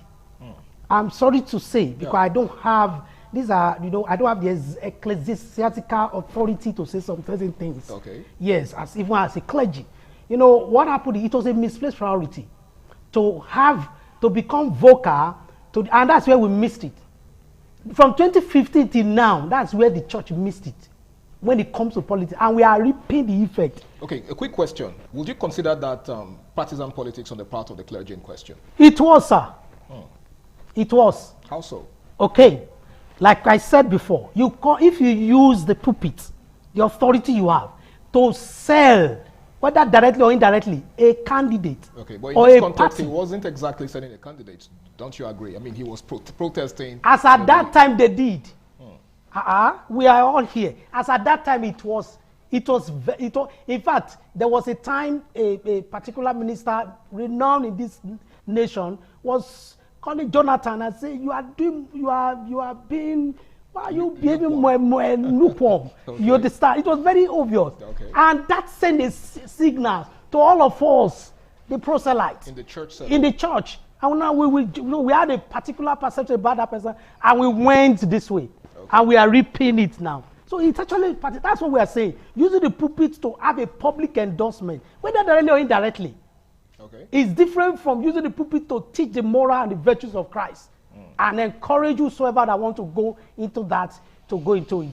So it's quite different. So now, when you not talk about people should take effect now, I think what we should do now is not really that we should go and take another person should take over. No, we should learn from that mistake and correct it. We should learn from the mistake and no longer get something like that done, where our clergy have a public endorsement, where our clergy take to the streets, protest in particular. Let our clergy speak truth to power, like what he said. Let our clergy speak something that is for the benefit of the general. Let our clergy speak to the generality of the whole. And before you know it, if, for example, there is a particular, for example, you have a particular person who is a member of your church, and the person is maybe is occupying a political office, and in that case, he's doing what is wrong, you point it to him. Yes. Fear or favor. Yes. When it's also the other person you point it, you are known for that neutrality, so to say. When I say neutrality, I'm talking about speaking truth the way it should be done, that has to do with advocacy, poverty alleviation, has to do with the welfare of the people. Once you are speaking that, they know you with that. Not when this one is a member, is the vice president, or is the whatever, or is the governor, but is a member of my, is in my DC, then by that time I won't speak. But when it is the other person, I will not speak. No, that's how we should be. All right. Thank you so much, Mr. Dele. Nazareth Chukwuemeka, what's your perspective to that? I saw you smiling while he was speaking. No, I was just trying to, well, I'm not trying to make an amusement out of it, but I'm just trying to say, oh, maybe because the man, just like you said, is aging. So I'm trying to make excuses. Okay. You're trying to play the devil's advocate. Maybe the man is tired. Let me also add that aspect, because I remember that situation that came recently in our group. He knows what I'm talking about. And a few people I tried to call were like, I beg, I don't tire for that matter, no one talk again. So people can come to such a situation. I've met some people, even this insecurity issue, prayers going on, and we are raising prayer in church, and people are like, nonchalant. I don't tire. How long are we going to continue? Why that nonchalant? Because one would expect that, with the rising insecurity, our enthusiasm. There's more fire. Yes. Seriously. My dear, we need a lot. We are trying to revive the spirit of prayer in the lives of people concerning Nigeria, not prayer in general, because a lot of people, I must tell you the truth, have lost hope. We have completely. We deal with people a lot on a daily basis, and when you come to matters of let's pray for your family, let's pray for your business, you see people praying. But when we pray for Nigeria, it's a different ballgame, even in the midst of this high level of insecurity, and with even some of the fathers of faith. Even Khan has written a letter some days ago and sent it to churches that should be fasting and prayer. People are not really responding on that aspect. They felt that it's not working out. Could that also be attributed to what Mr. Dele made mention of, the fact that some of these church leaders are beginning to, my brother, the truth be said, there is a compromise. Okay. Yeah. Because I don't think it's right to just put it all on the growing insecurity or the hopelessness of the country, so to speak. You understand? The attitude of these clergy, these people who are supposed to be the representatives of God people, could also be a factor, don't you think? It is. There is a compromise in the church leadership as well. Not being vocal and speaking truths to power where it ought to be. I don't know, but you see, if you put your ears on the ground and you move around, people are beginning to cry for another Idahosa of our time. There is an outcry right now. Where is the Idahosa of our time? Because I've told people, I said, do you know that the name Idahosa is heavier than Church of God Mission? Because he was a man that came out and it was for the kingdom work and kingdom business. So we need such people back into the leadership, spiritual leadership of our nation, and standing the time, no matter whose ox is God, they speak the truth and say what is happening part time. is a pathetic situation, and is a prayer we are trusting God to answer us as quickly as possible. But just like you are asking on the issue of some leadership that played some things they played in the past, sincerely speaking, is part of why we are where we are today. Okay. Some people's hearts have been completely disappointed because they are expecting such people to rise up again. Okay. And even if we are trying to make excuses, they are old, they are tired of the whole situation, one need to start seeing voices speaking vocally and boldly to what is on ground right now. Okay. Especially since Donald Trump turned out from US. Yes, we'll get to that. We'll definitely so get to that. They need to, hopefully, if we have enough time. But Evangelist Adugie, I'm sure you have a thought or two to share in this regard. Yeah, sure. For me, I want to say that at some point in our church history, in recent history, we actually lost focus of the modus operandi of the scriptures. Okay. And that was the why principles of God's word. Yes. That was why I think they went the way of, in their wisdom, protesting. Okay. Because if you search through scriptures, the ways and manner spiritual authority addressed government, there was nothing like protest. And another thing I believe is... Are you saying that protest is anti-scripture? Precisely. Okay, so that kind of reminds me of what the Muslim religion also teaches, that protests are against the tenets of Islam. Yeah, for me, protesting is walking in the flesh. Really? Precisely. So if I'm not happy with the situation of things, in the country, for instance, I do not have a right, or I'm not allowed to protest as a Christian. Is that what you're saying? As a Christian, you can if you belong to other civil society organization. Okay. But here we are talking about church spiritual leaders. Leaders, okay. Leading and being in the forefront okay. of this protest. And decreeing protest from the pulpit. Because if you are not, that's why we are where we are now. Okay. Because if you look at the way the scriptures and prophets of old corrected those in authority, yeah. It's different. Okay. If so you it don't wasn't, hear, it wasn't through protests. No. And another thing, if you don't hear or get an instruction from God, okay, you don't speak to government. All right, I'll have to pause you there, Evangelist Adugie, because we have to go on this very important break. We'll return, you take it up from where you stopped. Please stay tuned.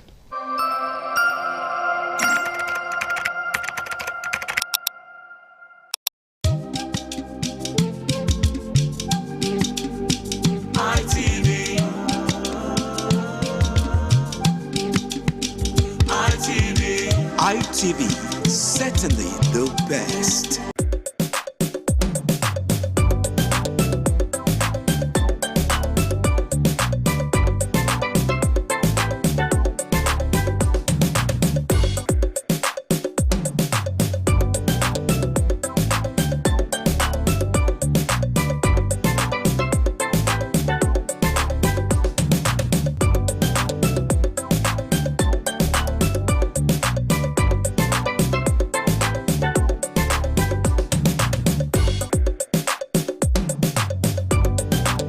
Welcome back, ladies and gentlemen. It's still Flipside on Independent Television, and we're taking a look at the relationship between the church and politics. Now, before we went to that break, Evangelist Adugie was, trying to analyze the way and manner in which Christians should, confront leaders, the leaders or those that are in authority. You said it's against Scripture for church leaders to. Precisely. Yeah, okay, so yeah. Now, I wanted to say, but you put the question right. Spiritual leaders. Okay. Not just Christians. Not just Christians. Because... But is it okay for Christians to lead protests? To participate in protests? Yes, it's a constitutional right. But we are is it against the Bible? Is it for Christians? Yes. No, it's not. Okay. But I'm looking at how did the prophets of old address issues. You will hear and the Spirit of the Lord spoke to Isaiah saying, go and tell King XYZ this. Okay, so it was by direct Inspiration. confrontation and inspiration from God. Yes. Because we have had cases where spiritual leaders gave an ultimatum that a particular politician will die. And he didn't die. That means that didn't come from the Lord. Wow. Interesting. And it's bringing embarrassment to the body. The interesting part is I had a friend that actually pointed out, like he used to hammer on what you just said, that how can you make such a pronouncement as a minister of the gospel and it didn't come to pass. That is a clear indication that it wasn't from God. And he said, thus says the Lord. You are supposed to say, like, by my words. You hear Elijah say something like that. By my words. And we are speaking from your emotions. You let us know. Because most of the leaders in the pulpit speak from the spoil of the moment. Which is rubbishing the image of the church. In that case, if your church want to even speak, why don't you allow the community even go through the secretary rather than from the spiritual head? From the pulpit, directly from the pulpit. Okay. It casts aspersion on the entire body. And so we should be very careful. Let's go back to scriptures. How were these things addressed? Because the scriptures were set for us as a model to follow. And then we cannot begin to go from there. Because in my opinion, even when the church was persecuted, you will see people like Apostle Peter call for a session of prayers. It was in such a time that the church, even though he was the one in prison, the church followed his step, called for prayers, and an angel went for his rescue. These things are still possible. But you see, we are allowing too many flesh rule the church today. And so we are now beginning to work at things with human mathematics. The scripture is still clear. Our ways are not his ways. The way he wants to solve Nigerian problem, if we don't go back to the Lord, we'll continue to miss it. Well, I hope we really don't continue to miss it because, you know, that's the essence of the church. That's what the church stands for. The church is not an independent body. It is a body that is dependent on, you know, the leadership of Christ. So whatever it is we're doing as a body, you know, it has to be by inspiration of Christ. Now, I'd like to ask you, Nazarite Chukwuemeka, there's been this trending issue of recent of Donald Trump, the president of the United States, the statement he made as regards the Christian or an alleged Christian genocide. Of course, a lot of government officials have come out to debunk it, you know, trying to explain that, okay, you say it's not a Christian. Of course, there's a genocide in Nigeria, so to speak, or there is insecurity in Nigeria, but it's not the way Donald Trump is trying to paint it. That it's not a Christian genocide. Now, what do you make of that? Do you agree that there is a Christian genocide, or it's something that cuts across all the religions in Nigeria?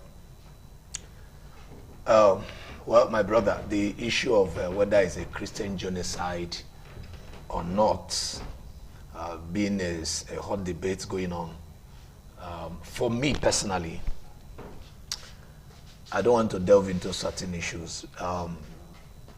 In 2015, there was a body called Think Tank, selected from Edo Delta. We had a meeting in Uniben. It was an indoor meeting that we really brainstormed on certain issues on this issue of Christian genocide that was an underground planning, gradually taking place at that period.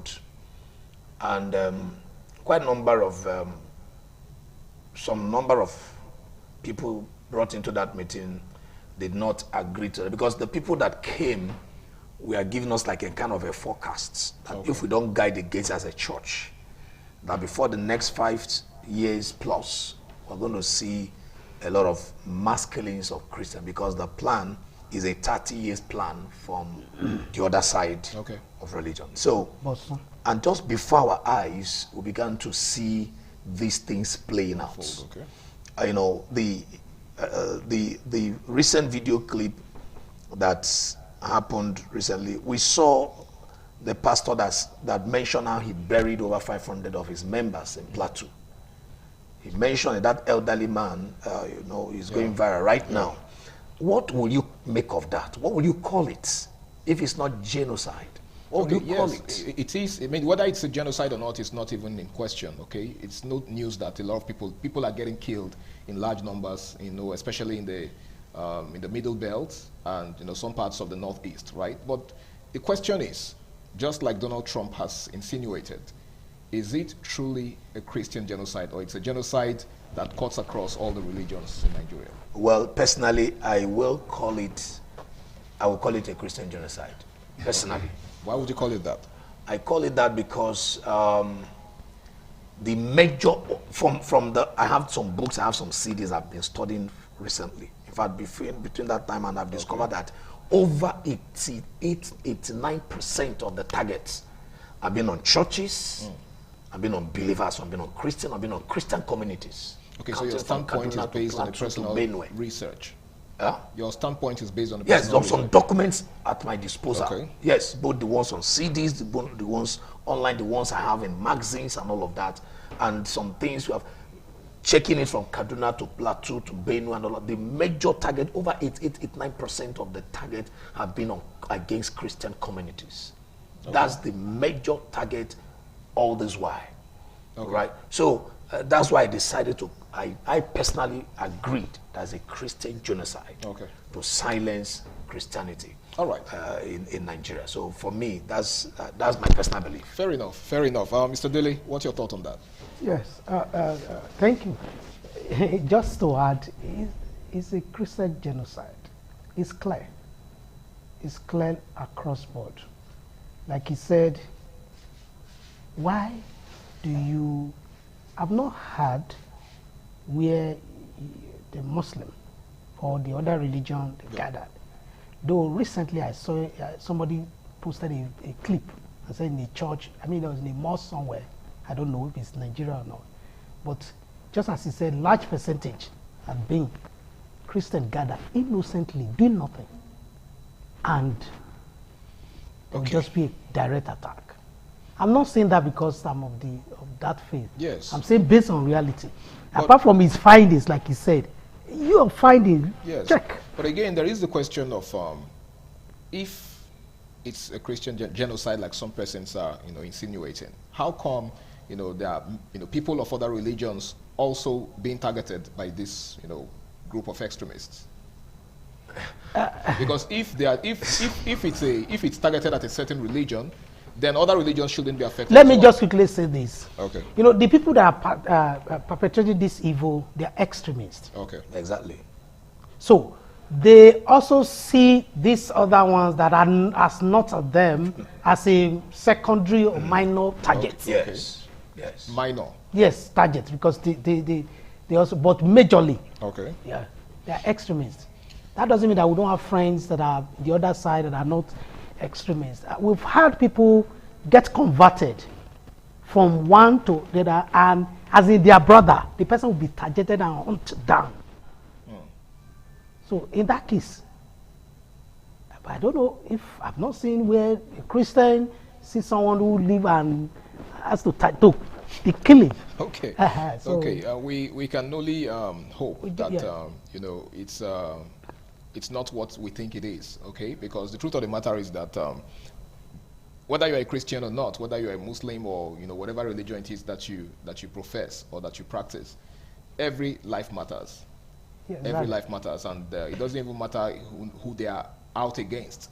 One thing is clear: we should be concerned about every single life. And that's where governments ought to have come in response to Donald Trump, not leaving the label. Yes. And are there killings in Nigeria? Okay. Are you following me? If there are, wake up. Yes, I think that was pretty much the same thing I said. If you wake up and you are handling that, there won't be okay. Debunk it by your action. All right, Evangelist Edugi, I would like to ask. I would like us to re-examine Donald Trump's statement. Pretty simple statement. I need you to fix your house. Okay, put things in order. If you fail to do that, then you leave us no choice than to step in. What do you make of that? Do you think we're actually doing it? Why are we even having this controversy as regards whether Donald Trump should step in or not? Because it's pretty simple. Fix it, or I come in to fix it. So is it that we can't fix our house or our home? And if not, is it wrong for America to step in to help us? Okay, thank you very much. I want to come in this way. You see, and this is where I want to speak truth to those in power. Whether they accept it or not, far above average in population of Nigerians are not happy with the government. Okay. Whether they accept it or not. Anyone that sides with the government of the day to day is either in government or has a relative that is in government. And so they must come to that reality. And that is why, naturally, the statements of the President of America would have been resisted by Nigerians because of the issue of our sovereignty. Yeah. Even if he wanted to come in, there are diplomatic processes to that. Okay.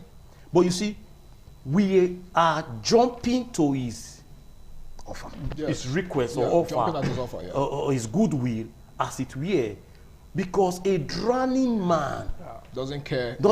Even if it's his enemy that is bringing safety, he's going to jump at it. Yeah. Okay. That's where we are at.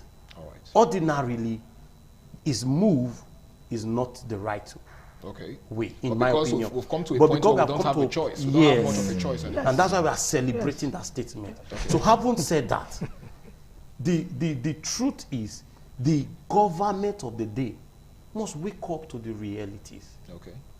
Which is pretty much what the President of America said. Yes. Rise up to the occasion of defending your people, putting an end to the spate of insecurity in the nation. If you fail to do that, then I'll have to step in. Yes. You see, the killings of Nigerians because of next elections saddens my heart. So you think it has to do with the coming election?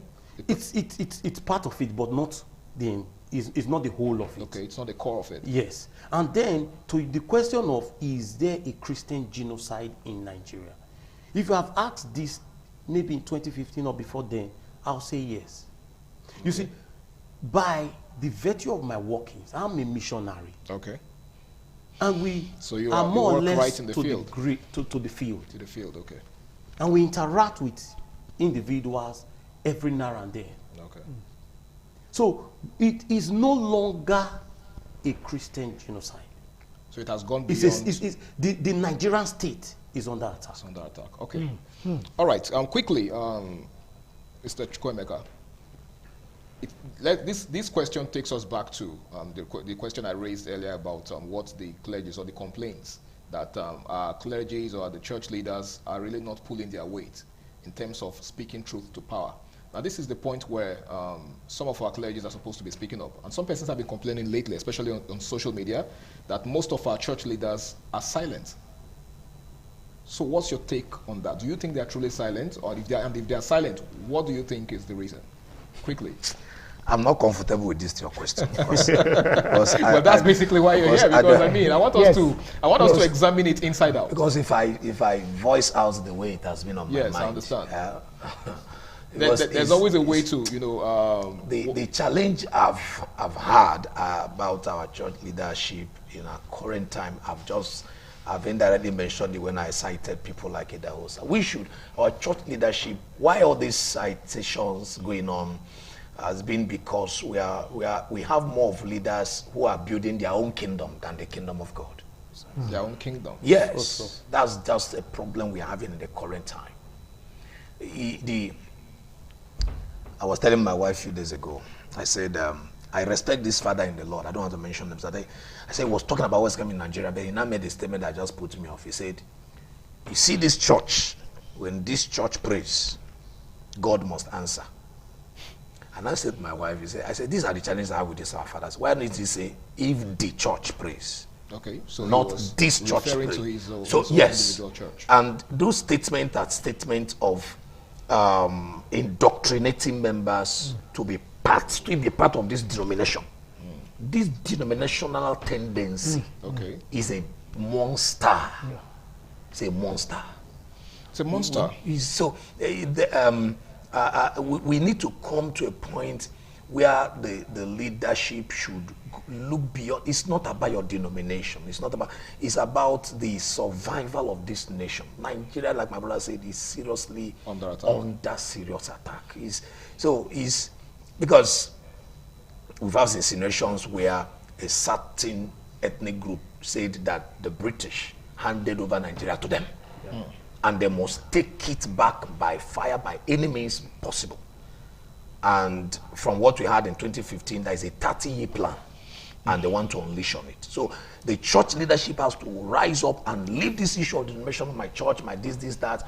You know what I was just thinking? I said, imagine me people like Oyedepo, Adeboye, Tunde Bakare, Aboyeji of us. They just come together and then begin. There are men that when they cover, there are people, whether you take it or leave it, people will listen. Okay.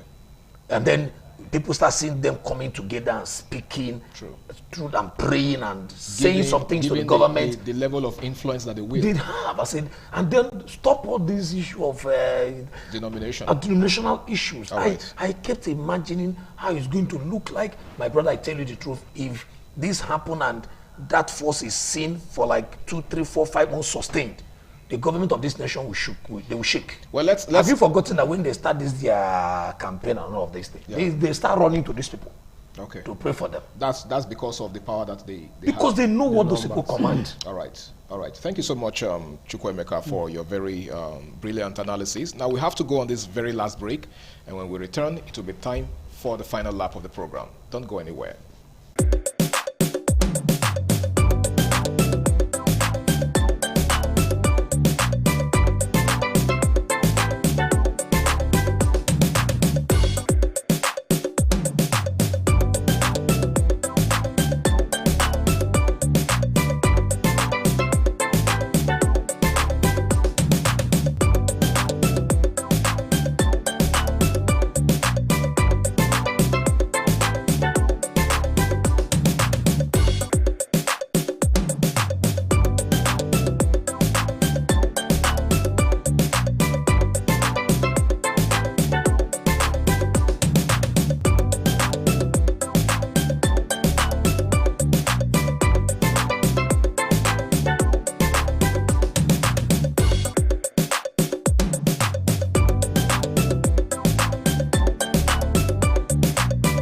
Well, it's good to have you back, ladies and gentlemen. This is the final lap of Flipside, today's edition on independent television. We're discussing the relationship between the church and politics. Now, gentlemen, in your final words, as we begin to wrap up, okay, what's your advice for the clergy, the church leaders particularly, you know, especially in terms of their handling of the situation of things in the country?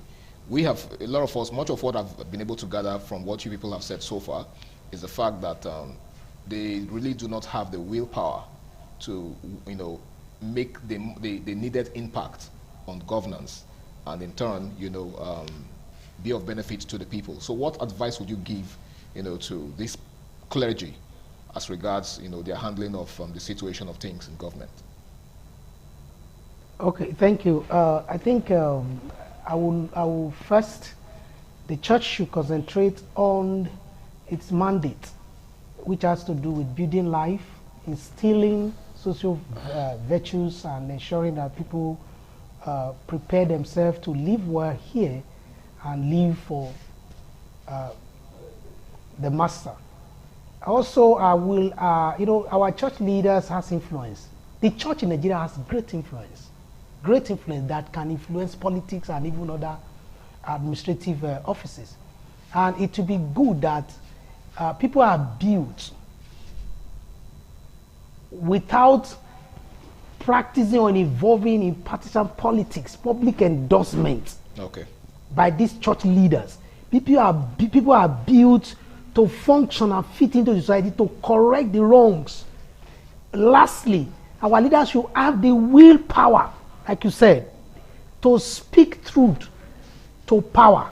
And they should fellowship more with the man that called them. I'm telling you, they will speak prophetically and it will come to pass. They should fellowship more with when I say the being, the God that called them. When they do that, they will have insight to know what to say. And when they speak, it will come to pass. It will have greater influence on the politics consequentially. Thank you so much, and I'm really hoping that they are listening to you while you're speaking. Thank you so much, Mr. Daly. Mr. Chukwuemeka, what's your final thought on this? In less than a minute, if possible. Apostle Peter said, should we rather obey God, obey man rather than God, and all of you? Peter was bold to confront the situation. Okay. People like Paul, they were bold to confront the powers that be. Our church leaders, our fathers in faith, our mothers in faith, be bold to speak to the powers that be. Be bold to speak to the powers. Be courageous. Speak that truth. Even if you are speaking it in love, but make sure you speak the truth in boldness. Okay. Forget about whatever alerts that you think come into your bank account and whatever you think you are building. I discovered that some of the church leaders, because they have a university, they have an investment here and there, they are scared of saying these things so the government don't come after them. No, please look at the mandate, thy kingdom come, thy will be done on earth. Thy kingdom come as it is in heaven. Thy will be done on earth as it is in heaven. Thank you so much, Nazarite Chukwuemeka. Evangelist Atuge, in less than a minute, what's your final thought? I will say that the leadership of the church should go back to biblical models in reacting to socio-political issues. Like Ezra, I think it should be Ezra, but I'm not too sure now. Okay. He said, when I was so scared that I couldn't lead the people through the desert to the place where the Lord was sending them, he said, and I was too ashamed to go back to the king to give me a chariot of escort, I proclaimed the fast. Okay. So the leadership of the church, like one of the speakers said, must go back to the place of prayers. Get instructions from the Holy Spirit on how to solve any problem, especially national issues, before they begin to give directives. Before they begin to give directives, well, a word they say is enough for the wise, and I'm hoping and I'm sure that church leaders are listening to, or you've listened so far to what they've said. Well, I'm hoping that the church really rises up to the occasion of speaking truth to power, because who is in the better position to speak truth to power than the church? Well, I really do hope that all that has been discussed so far will yield positive results. A big thank you once again to you, gentlemen, for taking out time to be with me on the show. Appreciate it, and I hope that the next time I call upon you, you'll oblige me. Thank you so much for having us. All right, so it's been Flipside on Independent Television, and we'll be taking a look at the relationship between the church and politics. My name is Harry Aigboje, and until I come your way again, same time, same station next week, do the right thing, stay out of trouble, and bye for now.